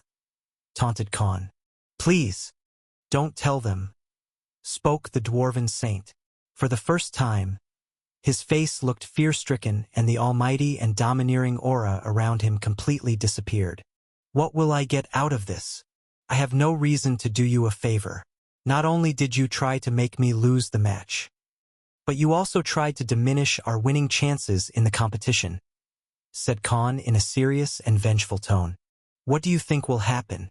Will your own clan forgive you for this mistake? Do you think anyone of the faction council will let you go unpunished? Asked Khan, instilling even more fear in the dwarf. Then what do you want me to do? Asked the dwarf haphazardly. To his question, Khan only replied with a bright smile in a relaxed manner as he relayed his condition. You have to clean after my shit. Khan took a deep breath and spoke in a calm tone as he leaned his back against the Ottoman-style chair. Take care of the clan members of the guy I just beat up. Nothing should come in my way. You are at least capable of doing that much, right? Asked Khan sarcastically. That, I'll do it, spoke the dwarf, and suddenly, his tone towards Khan turned respectful despite being an almighty figure himself. It wasn't Khan, but the 2 figures who backed this young man he was most afraid of. His countenance turned completely alert as he did not want to stretch this topic furthermore. And he fell for it, thought the young swordsman. In reality, Khan was only borrowing the name of the Vanderite clan leader after the key information he received from Ronan. 2 hours ago, Ronan and all the assassin subordinates who served under him were ordered to find information on this dwarf by Khan after the death threat made by this second-stage saint. Ronan, who led dozens of assassin subordinates, quickly infiltrated the inner areas of arena management, had his squadron tail people and ransack records about the dwarf's history, found out about the background of this saint. And after receiving the whole information, Khan decided to not give up on the competition and take his chances. Hence, right before the match even began and odds were revealed to the public for betting, Khan decided to act as he always did. He looked at the odds and purposely had his generals bet all the money on his victory through their people while he was still furious about the humiliation he suffered today. So one way or another, he was going to take it out on the opponent, because of which he knew that he'd end up provoking the entire clan that backed him. Yet, he also planned to use the recommendation token which he already knew about and how it would tie his fate to the Pureblood faction during this competition. And just now, he found out that each faction had 2 of such tokens offered to their semi-saints. Also, he understood why the faction leader, Sale's grandfather who he had yet to meet, passed down this token to him under the pretense of Ismaetrazil, trying to save him the trouble of not having to fight from the bottom. It was because they had only 1 semi-saint in the younger generation compared to the demi-human and neutral faction that had 2 candidates. So they planned to use Khan as a Trojan horse and a backup without him even knowing the truth since the beginning. But after learning from his previous experience and how the Vanderite clan used him as bait to find traitors between their clan and faction, the now wiser Khan already suspected that something was off, and hence, He chose to register for the competition like a normal individual instead of using the recommendation token that was offered to him. But today, that very token turned out to be the only thing that helped him in his current predicament. Now, his seat was secured, and from the lesson he received today, it was time for Khan to set up his own chess pieces rather than being at someone's mercy. Because who knows if next time his bluff would work or not. Fine then. I'll leave this to you, said Khan and took out the jade medallion. You know who this belongs to, right? Asked Khan. The dwarven saint was left speechless again, his eyes not being able to hold back the surprise. This belongs to Lord Ismaetrezl. He even gave you this, said the dwarf with a baffled voice. Yes, mess up things on your end and I will personally tell him about today's blunder you pulled off. Doesn't matter if you did it for carrying out your orders or not. A mistake is a mistake. Now let's hope that we don't see each other again, spoke Khan and left the office. He changed his appearance and species just to be careful and quietly left the battle arena. As for the aftermath, he'd leave it to this dwarven saint. Given the situation, it was bound to be more of a headache and a form of punishment. This was the best way of revenge Khan could take for now. Khan returned to his mansion after he had officially qualified for the quarterfinals. Including him, there would be 15 other candidates, and out of which, he was already sure that he'd face the other semi-saints soon enough based on probability. But what was more important right now was to make waves and stir the entire pond so that he would no longer appear defenseless. And the show he put on today by starting a brawl with the knight opponent had another purpose behind it as well. Cyril appeared in Khan's bedroom since the others were busy collecting their 400 trillion worth of new wealth after today's match.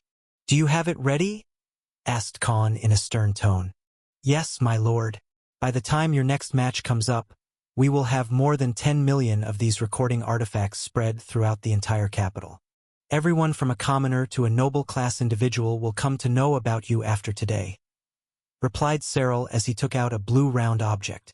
This was exactly the recording artifact Khan had previously installed in his shops and warehouses, as the projections from the artifact were displayed. The sight of Khan's entire fight with the knight heir came to be like a video recording. How he revealed the information about his sword and how he thrashed the knight opponent during the fight was recorded here. During the fight, Khan had ordered Omega to film this entire thing before the match started. Khan was already 3 steps ahead in planning the aftermath and saving himself from the unnecessary hassle and threat to his life. But my lord, wouldn't this make you a target for many influential clans and factions? Asked Cyril in a serious voice. The more eyes we have on me, the better, because no one would dare to harm a commoner who beat a noble clan's heir with bare fists when he is at the center of attention for the entire capital. Now, we don't have any reason to hide behind the shadows, said Khan. He smirked and looked at the bright moon through the window as he spoke in a resolute tone. It's time for me to become the dark horse. In the following week, a silent chaos was created throughout the capital Rathna. The majority of the important districts and highly populated cities inhabited by tens of millions of people had been swarmed by a viral video shared by thousands of people in public places. Let it be restaurants or some gathering in a bazaar or playground. Many crowded and occupied places throughout the capital had been watching this video on a projection artifact that displayed the match between 2 opponents during the 7th round of the Emperor's Chosen competition. The fight between a muscular as well as a ripped swordsman and a tall and massive knight warrior was displayed on these screens. And the narrative spread among the common folks who made 97% of the entire population of the capital was how a commoner like them fought his way through with pure skill and hard work. And how he did not even faze or get scared while facing an heir of a powerful clan or their forces. In his wake, he fearlessly fought against his opponent to prove himself and progress to the quarterfinals. In the past millennium of history of this empire and this competition, Khan became the first ever commoner who reached this far in the competition. And that alone was more than enough for people to relate to him. Besides, a swordsman facing a knight was always considered as an already decided match because the latter had too many skills that could let the sustain a lot of damage while the swordsman would naturally get tired in time and then be taken out by the knight. But in this match, it was completely opposite as Khan broke through all the defenses of the opponent with sheer force and skills alone. The best part of these recordings was when Khan plunged his sword into the ground and started beating the opponent with bare fists. Every male, regardless of their species or age, felt a rush of power while watching this recorded match because the way this young man handled the opponent who was bigger in size than him and the types of finishing moves he performed were simply too astounding to watch. According to rumors, many people who had professions such as brawlers praised this man's fighting techniques. Some even questioned if he was a swordsman or actually a hand-to-hand combatant instead. And like a wildfire, the name of Khan of Rukhan district spread among the masses and anyone who was interested in the ongoing competition. The general populace was intrigued and then came to like it because a normal person like them beating the crap out of a presumptuous clan heir who never had to struggle for anything in his life. The story of an underdog who had no one to rely on but him still fighting his way up with his own strength touched their hearts. And within a week alone, many had started rooting for Khan. And also, the name of Peak Grandmaster Blacksmith, Albestros Winston, rose to a different level of popularity amongst top powers and high-ranked saints because Khan thoroughly destroyed the weapons and armors made by Mephisto, another Peak Grandmaster Blacksmith, by just using normal strikes and swings using a sword made by the former.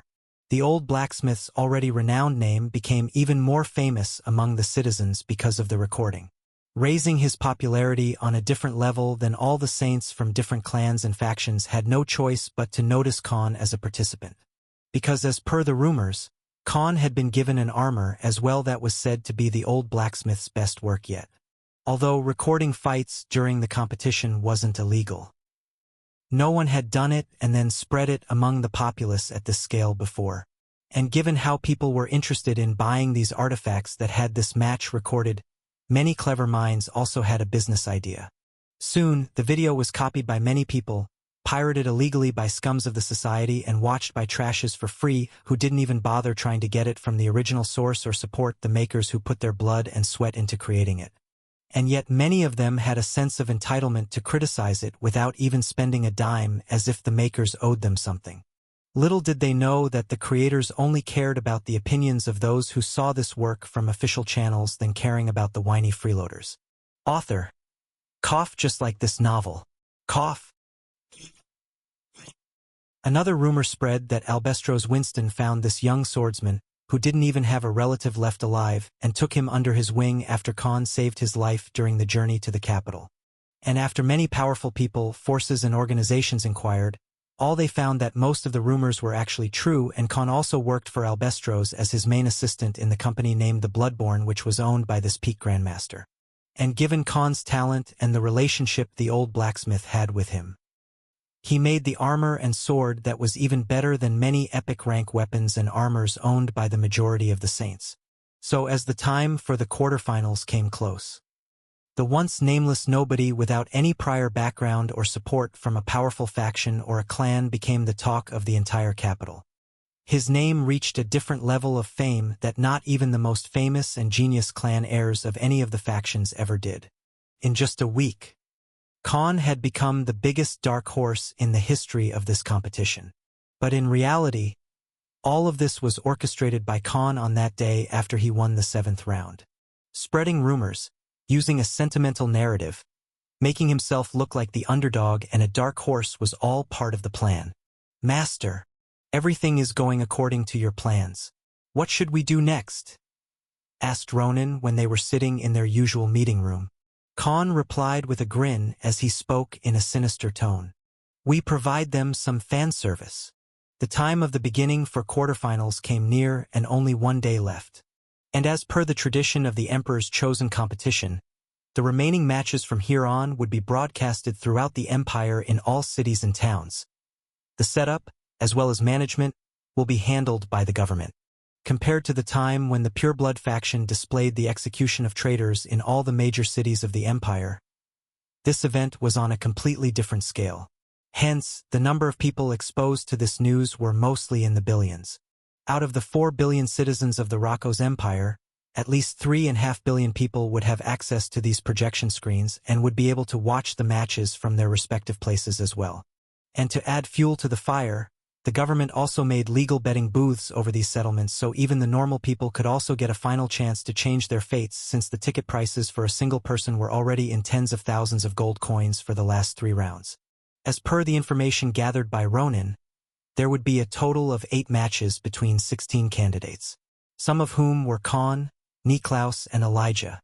Sadly, Elaine and Katlia had lost their matches in their respective battles because their opponents turned out to be peak grandmasters as well. For the quarterfinals, the 16 candidates were chosen for their respective matches using a lottery system, and each of these matches will be done on separate days and in different battle arenas, so that the combatants would get enough time to rest and recuperate after their respective battles. And luckily, Khan's battle was to happen on the very first day, and from the official announcement done by the government, his opponent was a female swordswoman named Veronica Michelson. From the information gathered by his people, Khan learned that his next opponent was a peak grandmaster individual and also considered as one of the top 3 best sword users of the younger generation in the whole capital. Her ranking being only second to Celine Armitage, who was also the clan heiress of her clan and nicknamed as the Dual Sword Saintess because she was a semi-saint individual. On the other side, Veronica herself was well-renowned since she was considered to be a very skilled woman whose speed and lethality was well known. She was the daughter of the commander of Michelson clan, who happened to be the younger brother of the clan leader. Many even debated that if not for her rank lacking, she'd be evenly matched with the Dual Sword Saintess. So Khan had been expecting a good match ever since the announcement, because he too wanted to raise his combat techniques and weapon mastery by fighting with the truly gifted opponents, which was also one of his main goals to participate in this competition in the first place. Inside the Michelson clan's main castle, a meeting between 3 young people was taking place in one of the gardens. A group of 2 women and a blonde man were sitting across a round white table while having brunch. One of these enchanting young women was a raven-haired beauty with deep blue eyes, while the other was a red-haired woman with a sword who was dressed in white and black attire, looking like she was part of the military of the Empire. "So how are you preparing for the next match, Veronica?" asked Cassandra to the woman in front of her. "I have done enough preparations, Lady Cassandra. Although there isn't much information available on my opponent for tomorrow's match, I'm certain that it will be my victory, because my opponent is a self-taught swordsman after all. No matter how talented he is, at the end of the day, true combat techniques and skills are what counts the most," replied Veronica in a stern tone. "Ah, that guy who beat Namor in a hand-to-hand fight like a street wrestler, right?" asked Isaac, the young blonde knight. "Yes, it was only because he is a peak grandmaster and Namor was an intermediate rank individual. Even his sword skills seemed average at best. Even if he's the same rank as me, I don't think it will be a problem defeating him," replied Veronica. Just then, Cassandra interjected and spoke in a curious tone. "Still, it's the first time I'm hearing a peak grandmaster under the age of 30 who doesn't come from some big clan or a faction. He may be weak, but you should not underestimate him. After all, he beat his opponent without revealing his most powerful skills. So being ignorant can turn out bad for us," she said, her curious eyes being easy to notice. "So will you attend my match tomorrow, Lady Cassandra? I know you have your own match on the 4th day," asked Veronica with expectant eyes. "Of course. How can I miss our little phoenix's fight? You have to make us and Commander Zoran proud," said Cassandra in a merry tone and pat on Veronica's head as if she was her little sister. "Chem," spoke Isaac. "What?" asked Cassandra curiously. Isaac scooched towards her and slightly bowed his head. "Me too," he exclaimed. "Get lost, you bastard!" shouted Cassandra and hit his head with her fist. As the night came, in the southern part of the central regions of the capital Rathna, a ginormous red fort that sized 5 kilometers in radius alone was surrounded by thousands of people. This was the main headquarters of the demi-human faction, and currently, a meeting was being held with all the elders and the most influential figures of this faction, including many saints and clan leaders. On the main throne of this 1-kilometer-long meeting hall that had a similar structure like the one from neutral faction, thousands of important figures were gathered. And at the main throne was an elderly white-haired elven mage who had a hunched back. This was a 7th-stage saint one of the 3 strongest individuals of the entire empire. At this moment, he looked at the young man in front of him who knelt in front of him. This young man, who seemed a year older than Khan, had a red horn protruding out of the right side of his forehead, and had yellow eyes, was kneeling in respect towards their faction leader. "Victor, you know how many expectations we have from you, right?" asked the elf. "Yes, Lord Faction Leader. I will win this competition and show the might of our faction to the whole empire," said the half-breed demonkin in a vehement voice. "Good. I like this attitude of yours. I hope you carry on the legacy of your family. After all," spoke the 7th stage elven mage in a prideful tone as he continued, "you're the son of the previous emperor's chosen.